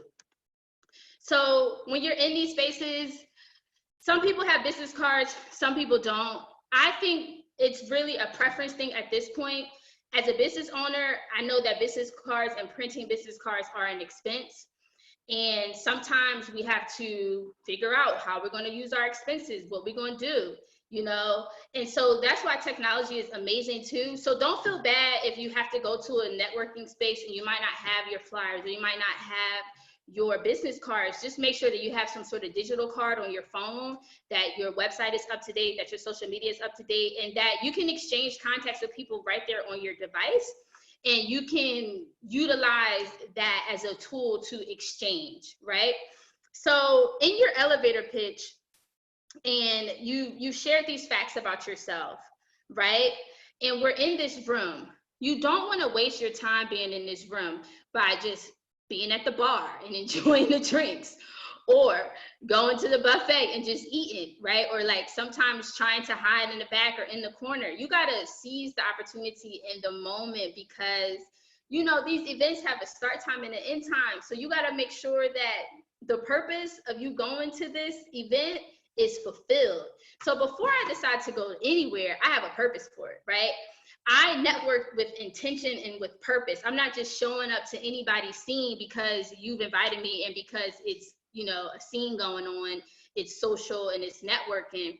You want to be intentional about where you spend your time, because we all know that time is money, and we ain't got no time to waste because we got to make our money. So you want to really research where you're going to go and make sure that you're using your time in the best way possible. To begin your research before you get into the room, you want to pay attention to all of the logos that are listed on the flyer. And then you'll also see that sometimes it will say that it's being presented by. Like the event tonight is being presented by Fiverr. So we were in a room at the actual venue, and we were all in each other's presence for a hands-on, interactive, in-person panel discussion, you would want to make sure that you make connections with Fiverr. I kill any room I go into because I'm strategic about it. I don't go into the room trying to network with everybody, and I'm not saying that because I'm bougie or because I have something against people, because my time is limited and I might not be able to stay at that networking event for the extent of the time, or whatever the occasion is for the extent of the time. Because if you in Philly with us, y'all know we moving shake, so we hitting up a couple events in one night. We got to keep it going. So I only have a little bit of time. This is my strategy, and I'm giving it to you for the love of my heart. My strategy is this. I need to meet the #1 person in the room. Who is the big fish in this room? That is the questions I start to ask myself. Who owns this place? Who has the money in this room? Meaning, who are the sponsors? Who are the presenters? Who are the partners? Who are the panelists? Who are the people who are a part of that fundamental group of the people who are making sure that this event is taking place? You want to get the big fish in the room.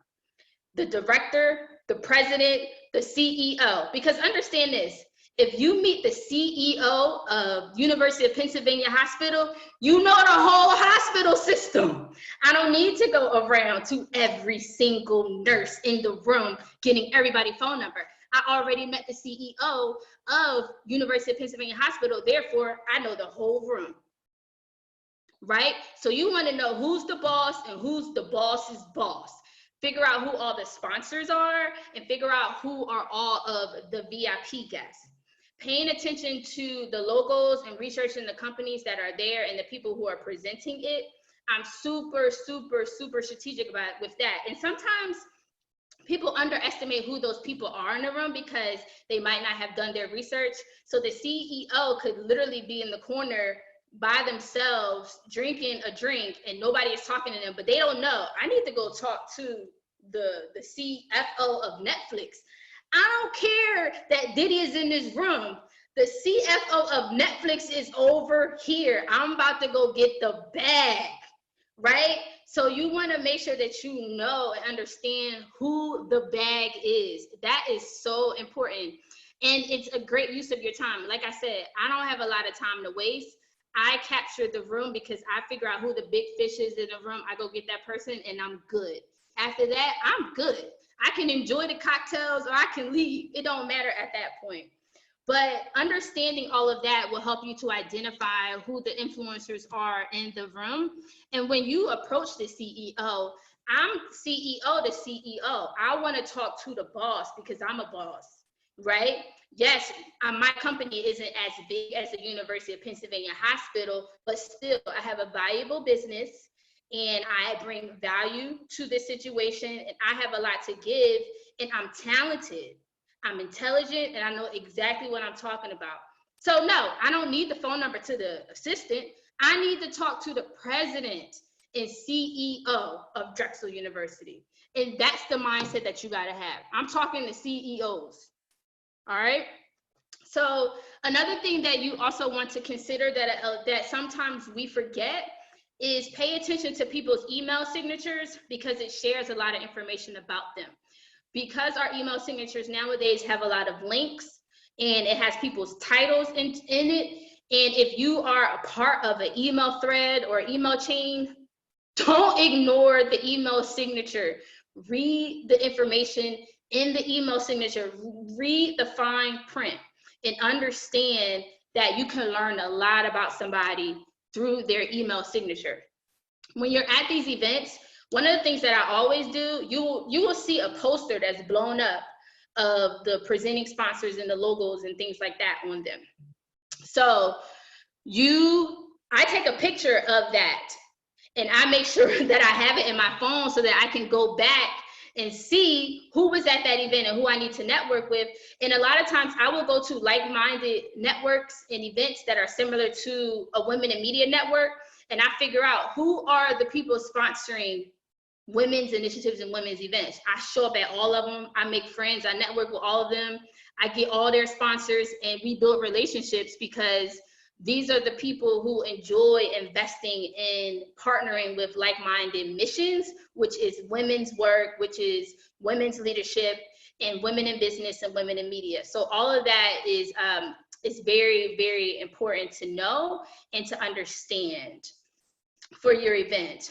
So another strategy that I want to share with you is how to work the room and potentially maybe ask for what you want in your business. So my personal approach when working the room is that, first of all, I show up and I steal the room.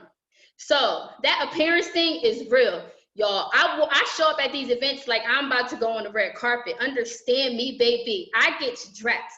Hair's done. Makeup is lit. Everything is cute. Nails done. Heels is on. I show up and y'all think I'm a speaker at the event. I'm just here to be a part of the situation with y'all. But I need y'all to know and understand that Jeter's here. So I show up like I'm ready to go. I'm owning the room, y'all. And I'm a people person. I'm very interpersonal, right? So I make sure that when I'm networking with people that I'm making a human connection with them, because people like to do business with people that they like. They like to do business with people who they can relate to. And not saying that we're always going to agree in business or that we are going to, we always have to do business with people that we like. Because sometimes you'll get into situations where you have to do business with people that you might not necessarily care for. And that's fine. That's called maturity. But when we have a decision to make in entrepreneurship and we are doing things on our own terms, 90% of the time, people do business with people that they like to spend time with, that they like to communicate with. So by making a personal connection with somebody in a new space during your elevator pitch moment, during that handshake, during that initial meet and greet and exchanging of names, making that personal connection and making sure that they remember you go leaps and bounds, right? So I connect with people on vibes, right? On vibes. You can get energy from somebody, and energy is real, right? Zamira can talk a lot about energy. Energy is real. So you want to make sure that you're bringing your best energy at all times to a space because it attracts what you want. It attracts what you need. It's called manifestation in the laws of attraction. So you have to show up in the light that you are because everything that you need is going to come to you because they're attracted to your light, right? So after you make this exchange and you've created some sort of human connection and y'all are vibing and it seems like this is somebody that you could potentially want to collaborate with, do business with, and exchange with, go ahead and exchange that contact information.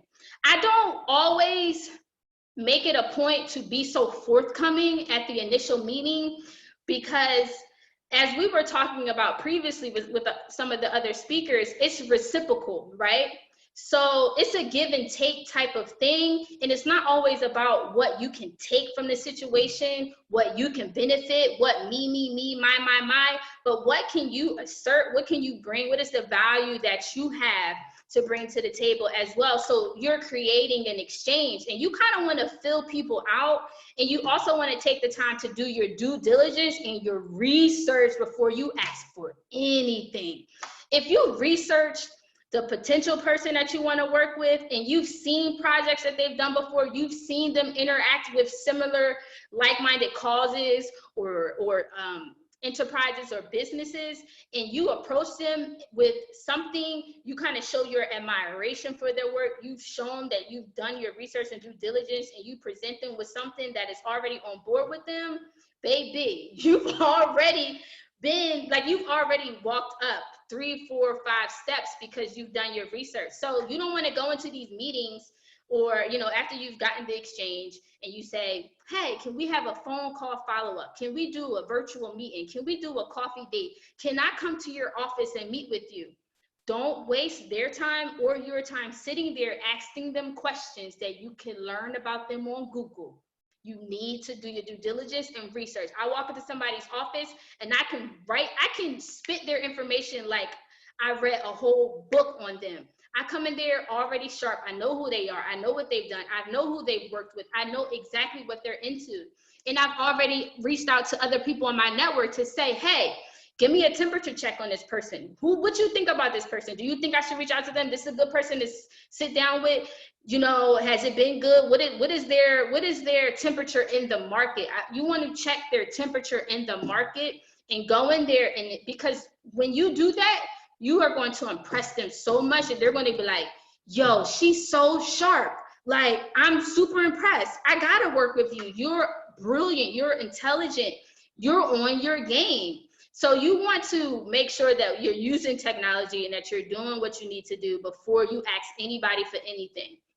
Once you've made the connection and you feel like there's synergy and you feel like you have open communication with this person, you feel like y'all can vibe, you feel like there's an opportunity, then present an ask in a way that's super professional. And when I say be super professional, make sure that your portfolio is on point, your presentation is on point, make sure that your website is on point, your social media is on point. Make sure that your entire package and delivery is above and beyond. You don't want to make an ask if you're not ready for that ask. And you just want to make sure that you're impressing people no matter what, right? So that is all of the points that I wanted to share with you when it comes to you in that money room, baby, and you working it and you already know. Listen, the best thing you can show up with is a pretty smile, confidence, and you need to look like $1 million still the room, because you've already done the work. You already know the asset that you bring and the value that you bring to the table. You have your elevator pitch together, and anything that they need to ask you for, or what you need, a press kit, got it. Website, boom. You need my portfolio, done. Business card, no problem. You need my references, already done. You need my videos, my demo reel, or what you need, I have everything ready to go. So I want you to show up to the money room ready to go, not timid, not knowing what you don't know, not asking for things that you're not ready for, not half presented. If you're not all the way together, take this quarantine time to get yourself together, because the event producers like me, when we get out the house, y'all, when it's time to go, you're gonna get so many party invitations. You need to be ready to go. So constantly create your content, be creative, do those videos, have your budgets together, and be ready to rock the money room. And I'm gonna see y'all at the Rock Nation brunch with the Grammys, because that's where we at next. That's the next room I'm about to attack, and I'm gonna get it. There's a lot of opportunities that I want to share with you and close with. So we are always offering internships with my organization, and those are national opportunities that Women in Media is offering. So we do have an internship program. We are interviewing candidates to sit on our National Advisory Board of Directors. And we also have national director positions, and these are volunteer positions right now. So these are all of the opportunities that we have available. Right now, Women in Media operates in Philadelphia, Atlanta, and South Florida. Our 8th annual Women in Media Conference, 8, will be in Miami, Florida on November the 5th through the 8th. I already have the location, and I am a prayer warrior, so I'm praying against this quarantine, coronavirus situation. We are 4th quarter with the Women in Media Conference, and it's going to happen regardless of what we have to do with what's going on. So you can save those dates, November 5th through the 8th. Yes, y'all, we moving it to Miami. And I will be starting up my Girlfriends Meetup, which is going to be a coaching, mentorship, and goal crushing membership community. And so I'm going to drop all of those links for you right here in the chat. I hope that this was encouraging for you and exciting for you. And I'll see y'all in the money room. Thank you, Shalina, and thank you, Fiverr. Awesome, awesome. And can we say awesome again, everybody? Can we say awesome again? Thank you so much, Danielle. Thank you so much for what you gave. Everyone, I told you she is the Olivia Pope, and I saw her get Coca-Cola to sponsor all of the drinks at her event. Coca-Cola, we had Coke, the water.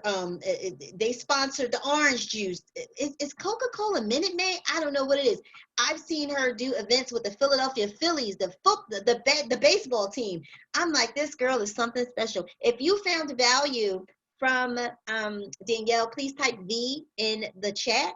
And also, you guys, due to technology things, they kind of get a little funky. If we go over by just a little bit, we have one more speaker and then we have Q&A. And I promise you, this next speaker, you want to stick around, because after you've done everything that we've talked about thus far, you're going to want to get to the big money. Type big money, type BIG, and then the $sign, okay? We're going to talk about government contracts. How many of you want to learn how to position yourself to get government contracts?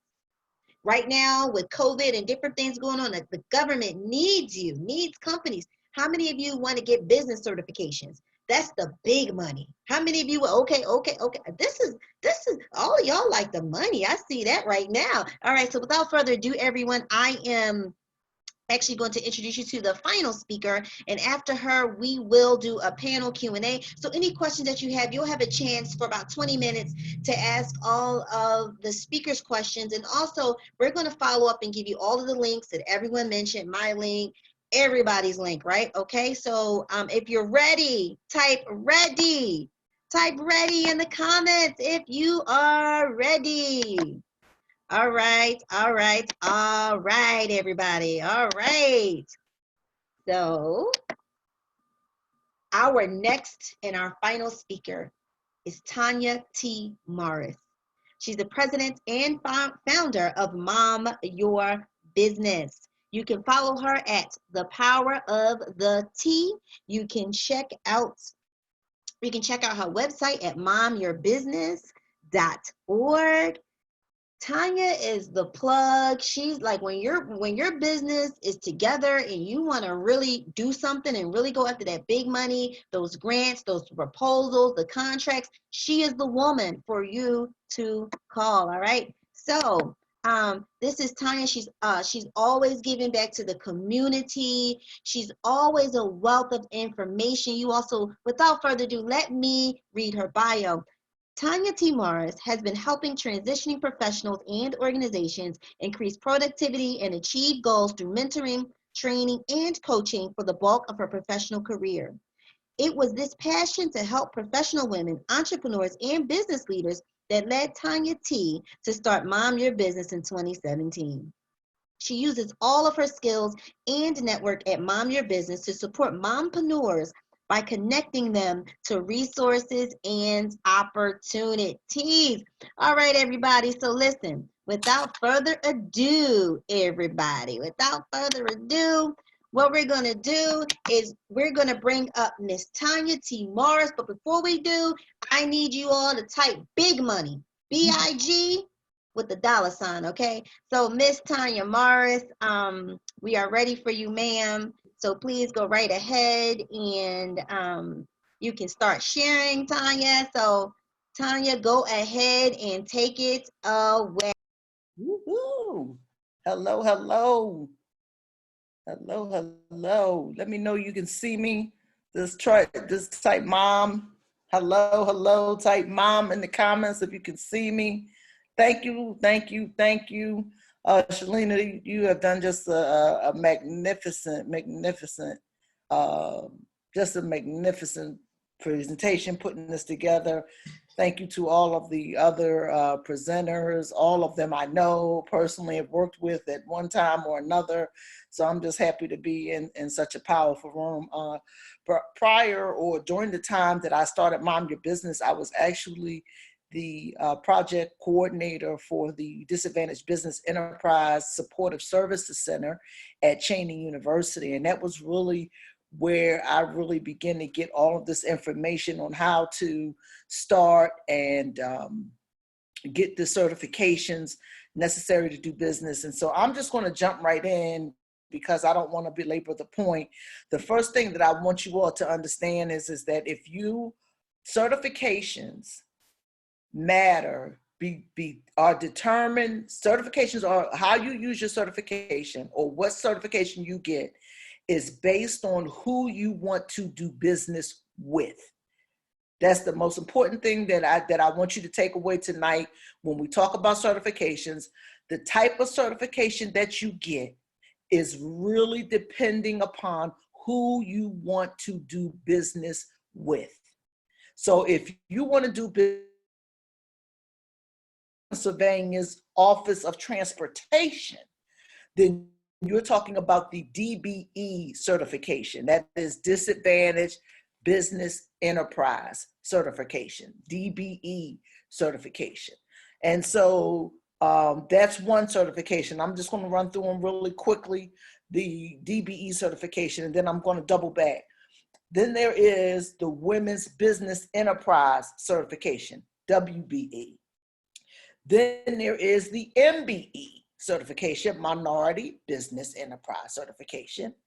And there is also the WOSB certification, and there is the AA certification. So those are really the big ones when we talk about certification. So as I said, if you want to do business with the Pennsylvania Department of Transportation, that is the DBE certification. Every state, not just Pennsylvania, every state has a DBE certification, and that's where the DBE certification lives at. I'm going to start by putting my first link in here. In the comments, I'm going to put my first link. Boom, there you go. That is the Department of Transportation. What Pennsylvania did, which a lot of other states did not do when they talked about DBE, was they streamlined their process. So there are only 3 certifiers in the entire state of Pennsylvania to certify you as a DBE, as a Disadvantaged Business Enterprise. And that is PennDOT, that is SEPTA, and on the west side of the state, that is the Western Pennsylvania Department of Economic Development or something like that. I'll put that in there, but that's who's responsible for it on the western side of the state, Pittsburgh, all those areas over there. And so that is the DBE certification. The thing about it is that a lot of the certifications needs all overlap for the most part. So the unified certification website that I put up is where you can go to take a look at what all of the needs are. So that is for DBE. That's if you want to do business, again, with PennDOT. And that is very simply bridges, highways, and roads. Queen, I'm talking about, I'm going to get to the Philadelphia only, but I'm not talking about that. I'm going to get to that. So DBE is the first one. And that is, again, if you want to do business with PennDOT, SEPTA, bridges, highways, and roads. So you're talking about pavers, engineers, flaggers. These are all the things relative to doing business with any Department of Transportation. I have companies that I've worked with that are certified, because each state does it, that are certified from Maine all the way down to the Carolinas.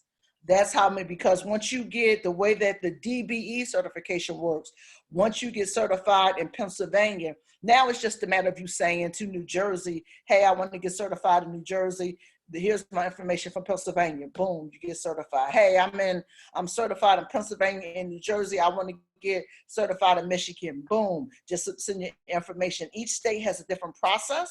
However, you are basically just getting approval on your certification from each state going forward. So that's the DBE, Disadvantaged Business Enterprise. Now, in the city of Philadelphia, there are, and not just in the city of Philadelphia, there are a couple others.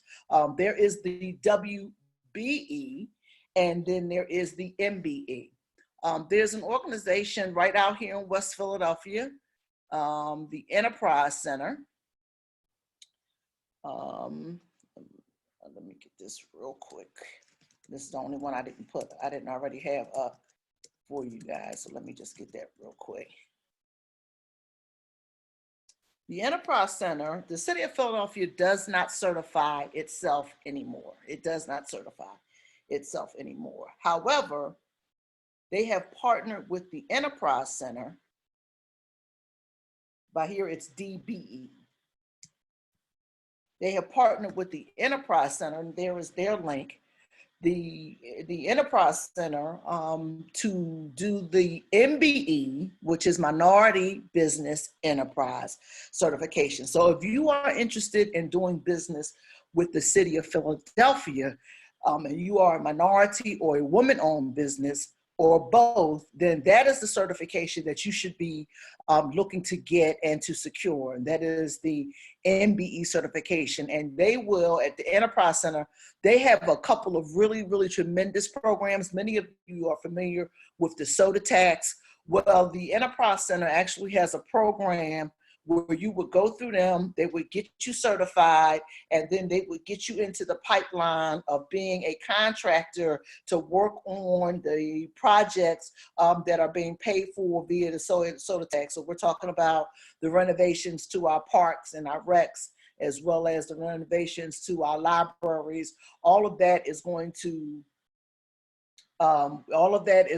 be what the MBE certification will allow you to do through the MBE certification through the Enterprise Center. So if you click the link for the Enterprise Center, they will take you through that whole process of getting MBE certified so that you can do business with the city of Philadelphia.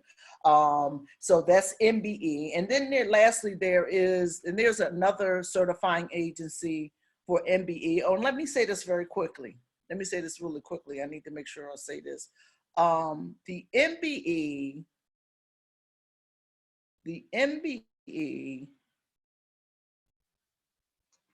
and the WBE come with a cost. There's the Women Business Enterprise, WBE, and the MBE come with a cost. The DBE certification is absolutely free.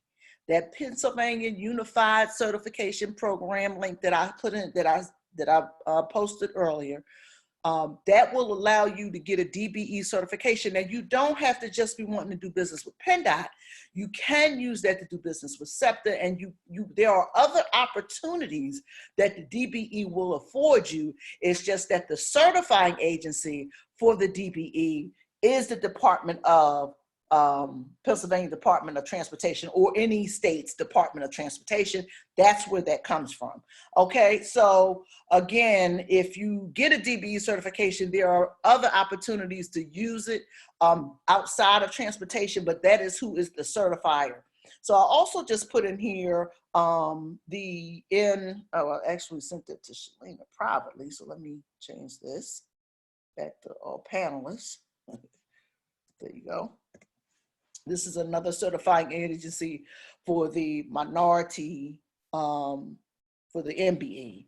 So you have the WBE, and then you also have the MBE. Those come with a cost. However, the DBE is free. But again, a lot of the information that you need to get certified is replicatable, and it is duplicatable throughout the process. The other one that I really want to share with you all is the Women-Owned Small Business Certification. That certification comes from, well, there's a couple more here. The Women-Owned Small Business Certification comes through the office of the SBA. Now, let me say something, and this is very, very, very important. The Woman-Owned Small Business Certification is the easiest certification to get. But here's the thing. Please understand. The Woman-Owned Small Business Certification is for anyone interested in doing business with the federal government.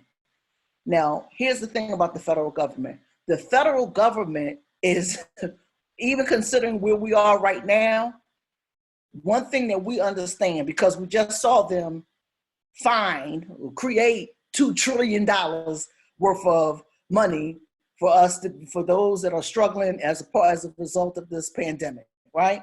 What does that tell you as a small business owner?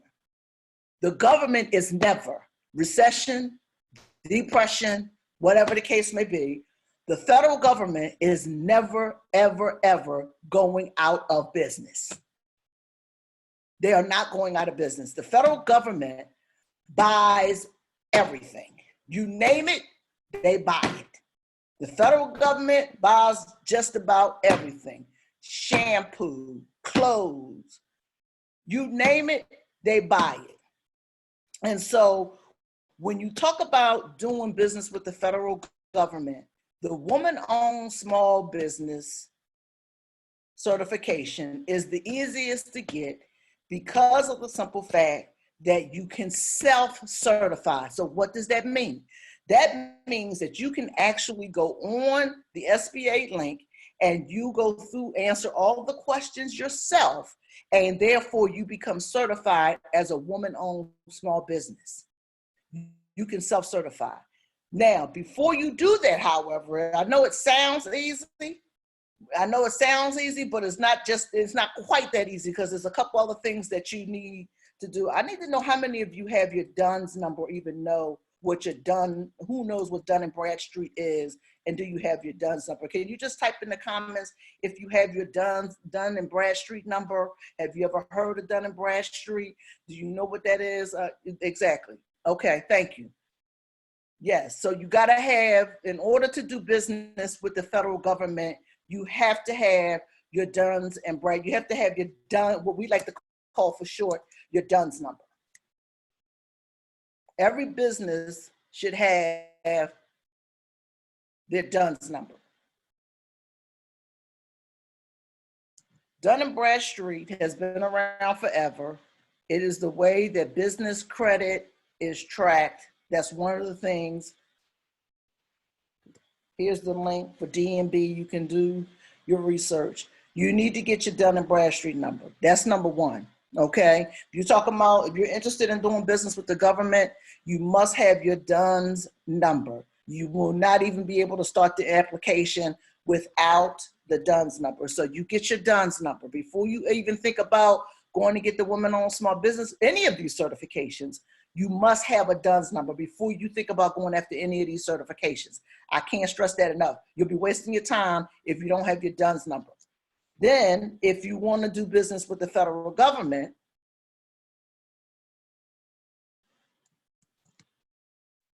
you have to go register at sam.gov. Here's the link for sam.gov. Now, sam.gov is where you find everything that the federal government is looking for. It is also where you find grants. It's also where you find products. And so everything that the government is looking to buy is going to be listed on sam.gov. You can actually go and register. You can go register right now at sam.gov. Shouldn't take you anymore. Well, let me not say that. Take your time. Get up, do it in the morning. Register for SAM. Register on sam.gov and be able to take that second step. So once you are registered on, once you get your DUNS number, you can do just like that. You get your DUNS number, you fill out the information.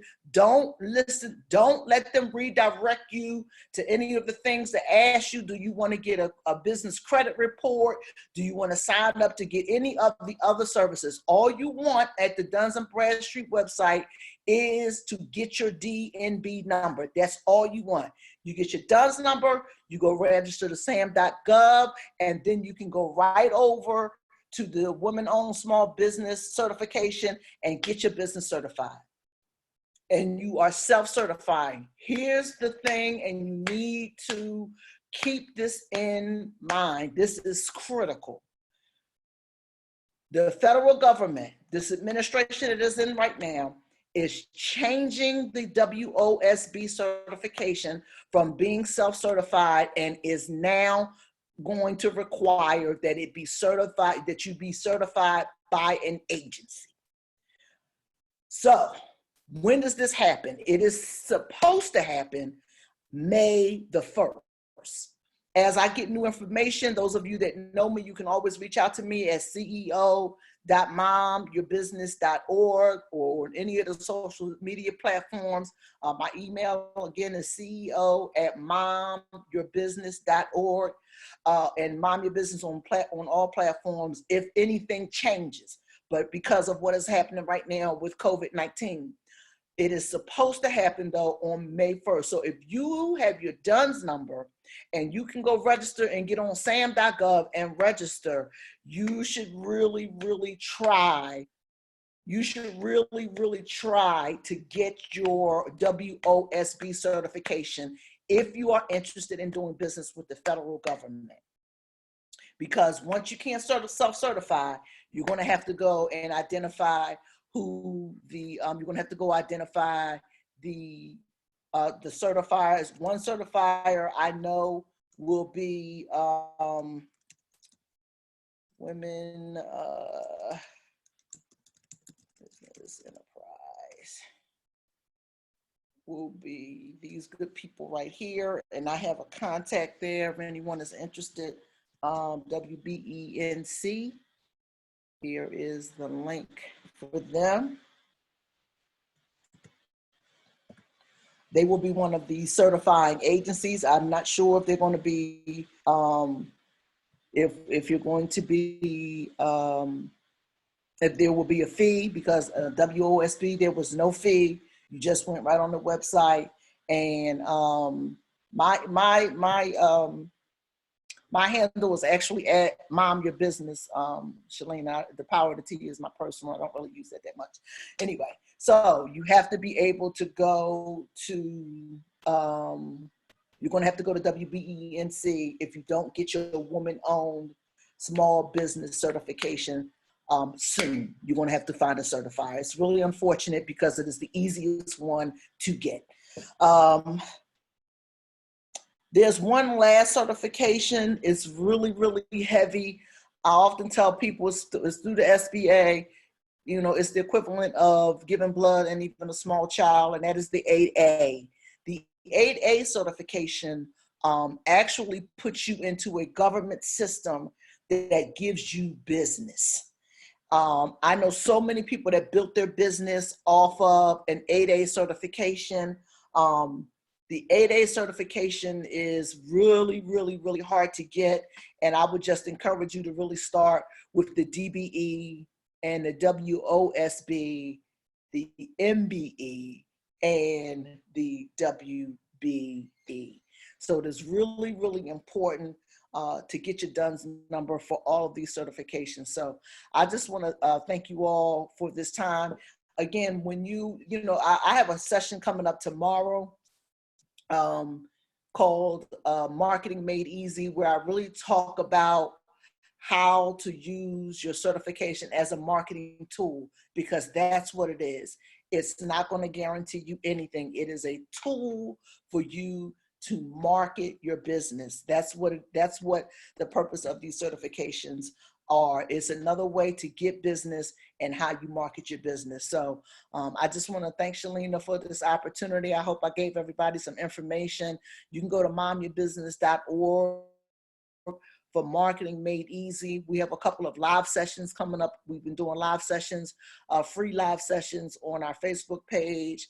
Did one today. We'll do another one on Wednesday. And then we have a live virtual vision board party that we're doing in partnership with Creative Scribes. And so we're looking forward to doing that on Friday. Back to you, Shalina Diva. All right,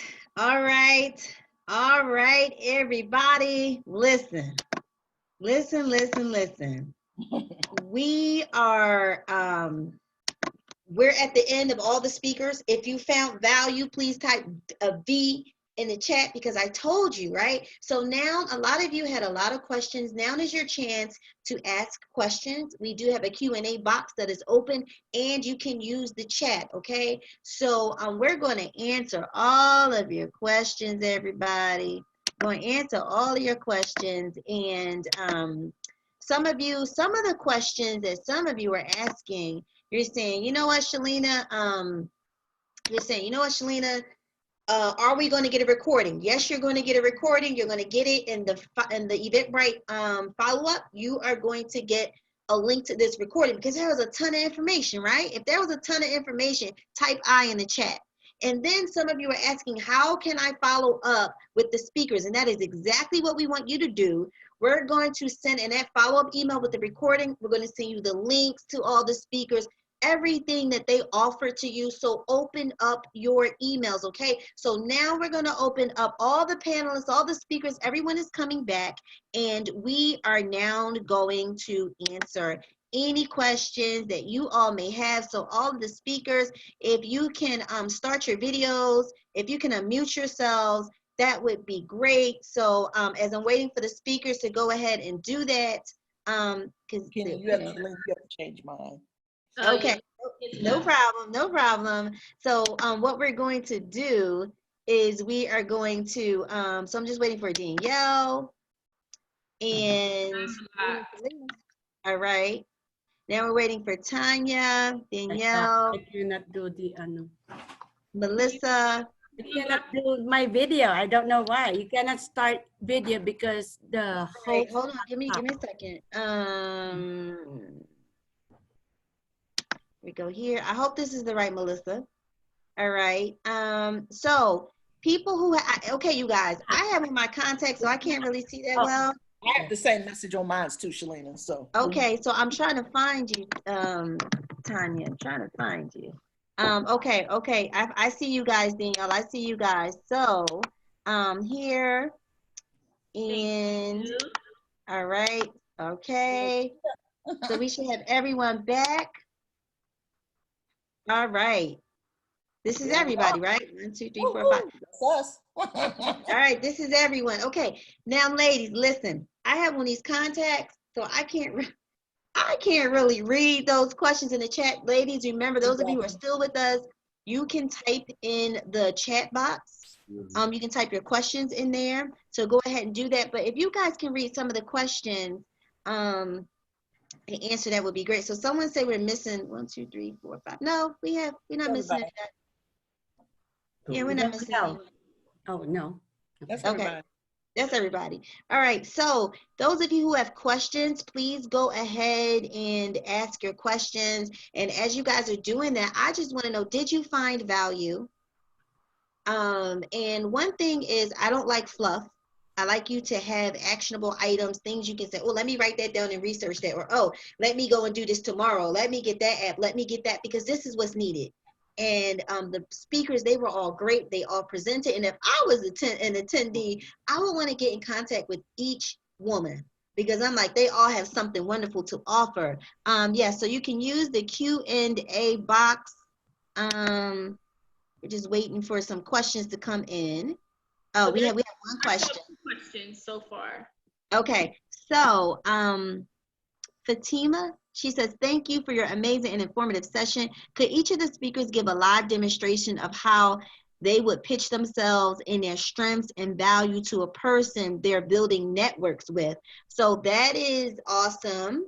And she asked for all of us, but for the interest of time, we want to get in as many questions as possible. So do maybe one or two speakers want to do the pitch? And after that, we have a question for Queen. Queen, what was the learning? Okay, so we're going to ask. Sorry. Zamira, your mute is on, so unmute yourself, Zamira. Oh, that's your baby. Hi. All right, so two of the speakers, would you like to give a demonstration of how you would pitch yourself with your strengths and values to a person you're building a network with? Absolutely. So if I'm building a network with you, and like Danielle said, Danielle is incredible. I served on WIM. I served on her organization. That's how I know Shalina. Danielle is a connector. So when she talks about going in with intention, you definitely want to be intentional. I would go in with my strength of knowledge, like knowing what to say, who I'm going basically after, and being able to bring to them some value. The main thing is bringing value. The V was the main thing about this. So bringing value is what you want to do, regardless of what your strength is. I would definitely just the example would be walk in and own it. Study that person already, just like Danielle said. She hit a lot of points. Freaking incredible. Is there someone else who wanted to give an example of, I guess, your elevator pitch? I guess that's what she was after. I'll go. Oh, did I miss the mark? Oh, well. Just a- That was good. So one thing about networking, and I think Melissa really hit it, is important to know who's in the room. And so when I go in, it's simply, my name is Tanya Mars. I'm the president and founder of Mom Your Business, and our mission is simply to connect mompreneurs to resources and opportunities that lead to success in business and in life. How can I serve you?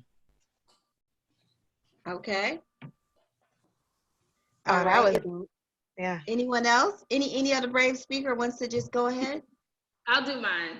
Okay. So hi everyone, my name is Commissioner Danielle Jeter. I'm from Philadelphia. I'm the proud founder and president of Women in Media Global, and our mission is to empower, equip, and encourage women to own their voices. We work and invest in women who are in media, communications, arts, entertainment, and business. We provide a support system for these women, and our whole vision is that we see more women in leadership at media entities around the world. You can follow us at Women Global on Instagram. All right, Danielle. So we're moving on to the next question, and this one is about networking. That's why I want to ask this one. What advice do you have to breaking the ice during a networking event, being an introvert? I think Melissa hit on that by giving people compliments. Yeah, I can answer that. Definitely, I said if you are shy about it, talking to people, just be amazing. Like necklace, shoes. I always said BBS, belt, bag, shoes. So they will definitely connect with you. Something being nice and that's all. Like and be confident of what you are. Every time I always practice because English is my second language. I practice every day in the mirror, talking to myself. And then I always say to myself, you are fabulous, something like that. It helps a little bit, and the one thing I don't like with what I do is speaking in public. I don't like speaking in public. My tummy hurts a lot, like trombone, and but I have to fight for it. Mm-hmm. So that's all I can say. I would also like to say to everyone hit upon confidence. Like, in order for you to do the things that we're asking you to do, you need confidence, but confidence is something you can build. It's a learned skill, and you just keep doing it and give yourself some grace. So what? You don't remember everything. The best thing to do is to listen. You're already looking cute, right? Listen to what they need, what they want, and then you say, okay, my business is X, Y, and Z, and now you're a resource. So that's a great way to really break the ice. And also, everyone touched upon appearance, and this is something I had to learn. I had to learn how to do like my own makeup, because I'm like, what I like to do, I need to look put together, and I can't always get to a makeup artist, and I can't keep spending that kind of money. If part of your job is to present in front of people, invest in nice clothes, invest in your hair looking good. Ladies, invest in learning how to do makeup. I had two left hands when it came to makeup, but I kept going and I kept going. And this is my thing now. I don't care whatever event I'm in. You see, I'm doing a virtual event. I smell good. Faces beat. I'm in a bright, solid color top because it burst out on the video. I have a red lip, so you pay attention to what I'm saying. And I have on perfume. I have on Chance by Chanel. Why? Because it makes me confident. And I don't care however anyone else is showing up. Before, I'd be like, well, everybody else is dressed down. Dress up so you can stand out, and that becomes part of your brand. All right, so there's a question for Queen. What was the learning curve for you to transition from being a project manager to what you do now? This is not a simple answer. No. So when I was a project manager, I was working on someone else's money, right? So if I didn't complete a task, I didn't lose money. If I completed a task, I didn't really make extra money. So because of the lack of the personal attachment, it was much easier for me to complete a task. However, in the transitional period, everything became personal. I had to give up, I had to discontinue the job. Took me about a year to launch the business. So, between that time, I still need to work. I did some freelance work, I did part-time work. But the good thing from the previous job was I was able to apply all of my project manager skills right into my business. So I saved a lot of money because I was my own expert, when I needed things for the business, when I needed to negotiate, when I needed to talk to the manufacturer, or when I needed to budget, when I needed to talk to a designer for renditions, I knew how to get the business from start to launch. So I can say it was not easy, but with the patience and a little bit of savings, it helps. So I think when you have to transition into anything, it's always smart to have some backup money in case your plans fall through for some time or if they get delayed. Mm-hmm. Mm-hmm. All right, so the next question that we have is, if you were a small community outreach business, how would you find a sponsorship or donor to your mission of positivity and growth? I don't know, but I think that's a great question for Danielle. That's Danielle. I wanted to grab something. I'll grab it in a minute. So I am reading a book right now. It's for nonprofits. It's called How to Manage an Effective Nonprofit Organization. And it gives you step by step exactly how to do that. I took it out from the library. But in that book, it also talks about donors. So donors for a for-profit business is not necessarily the appropriate partnership that you would want to look for a for-profit. For a for-profit company, you would want to look for partnerships and collaborations and sponsors. There's also sponsors you can work with. For nonprofits build a community of donors around them because you can write off the cost as someone who's giving to a 501c3 nonprofit organization. But in regards to like finding potential partners and sponsors, again, that goes back to relationship building and really knowing who the decision makers are, right? So when you inside of these networking rooms, you want to make sure that you are approaching the sponsors and building opportunities with those sponsors. So I did this crazy thing one time.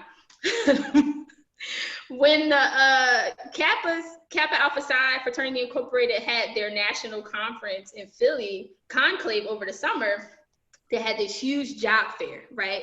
And everybody was down there. I looked at who was going to be there. I was like, oh, these are potential sponsors for women in media. I got dressed and went down there and took my portfolio and everything, my handouts about women in media.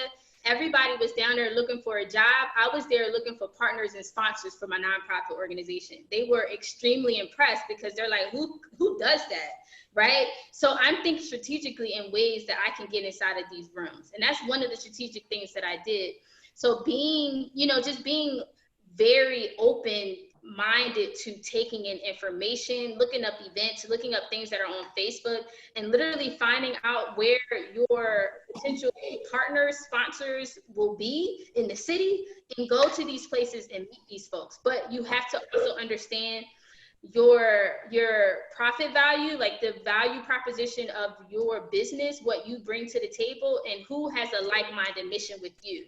So places like Citizens Bank, TD Bank, Comcast, they all make it very public the types of causes and partners they like to work with.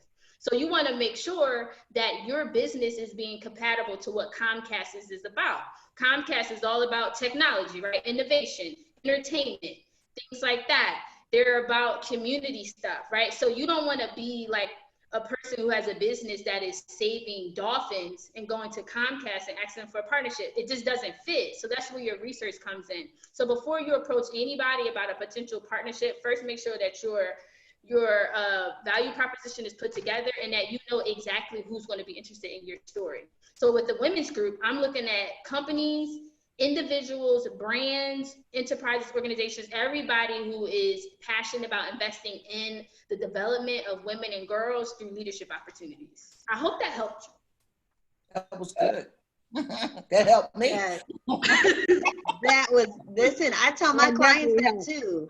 If you That want to sell definitely- books, if you really want to make a big impact, I say do the marketing and stuff first. Find the organization that this would be a good fit for, and you tailor your book or your project or your product to them.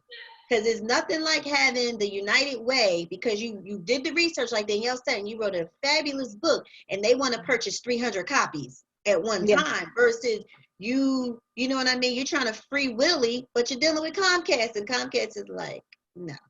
So everyone, I told y'all my eyes, I'm trying to strain them. So that's the book Danielle's talking about. I'm gonna see if we have any more questions. Put them in the chat, everybody. And if you don't have any more questions, we are going to close out because we kept you a little over, but this was time well spent. If you found value in every speaker that you heard, type a V. Now, someone asked if Zamira could just do a quick bullet point of your talk. Yes. Okay. Yeah. So my topic was videos that get you paid. And the C's behind that: consistency, connect, and create. So those are the three things, how to get you paid. You want to build the relationships online and bring them offline. That is number one. So to connect with me with marketing, you could go to www.ddgllc.co, or you can email me. Shalina will be sure to send you all the information.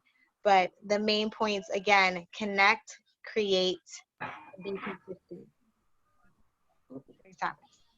Yeah, so she said connect, create, and consistency. I actually didn't give a talk, you all. I figured I've just brought all my friends along for the talk. But with me, you can follow me on every social media platform at Shalina Diva. You can go to my website, shalinadiva.com. And those of you who wants to start an online coaching business, if you do, I will be sending you a goodie in the follow-up email. You will get this recording, and you will get links to everything that people mentioned. So the speakers will be able to connect with you. You're going to be able to connect with them. When we send you that email, open the email. I say respect people's humanity, meaning if I send you an email, open it up.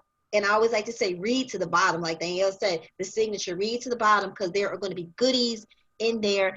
We actually posted a link to a post I did, and I'm talking about the event. If you found value, to tell us what was a key takeaway. Zamira, if you could put that back in the chat, I would appreciate that.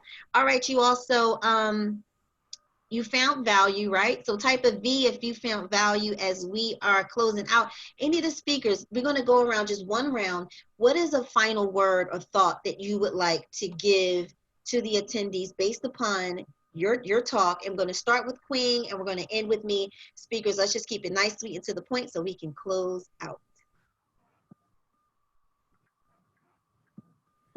Unmute yourself. Unmute herself. Oh, you unmute yourself. Sorry. Now? Sorry. So my final thought is, when you have a plan, do try to be consistent as possible, and carry it out. But first and foremost, make sure you plan your plan to the top notch. This way, when you're ready to build out your plan, you don't waste time and you don't waste money. Okay? Thank you. Thank you. Zamira? Yes. Okay. So a key takeaway from everything would be, again, bring value to the room. I keep saying it over and over, but that is really a thing. If you're not bringing value from becoming better, doing better, becoming more, or learning more just from your peers, from mentors, from your network, you don't bring as much value. So you want to be able to contribute to something, but be authentically you. That is definitely the key takeaway. Thank you. Tanya? Be strategic about everything that you do. be very strategic. You got to know where you are. Take a really full assessment of where you are as you determine where it is that you want to go. So be strategic in everything that you do. Thank you. The Pope, Olivia Pope, Miss Danielle. Hustle, hustle hard.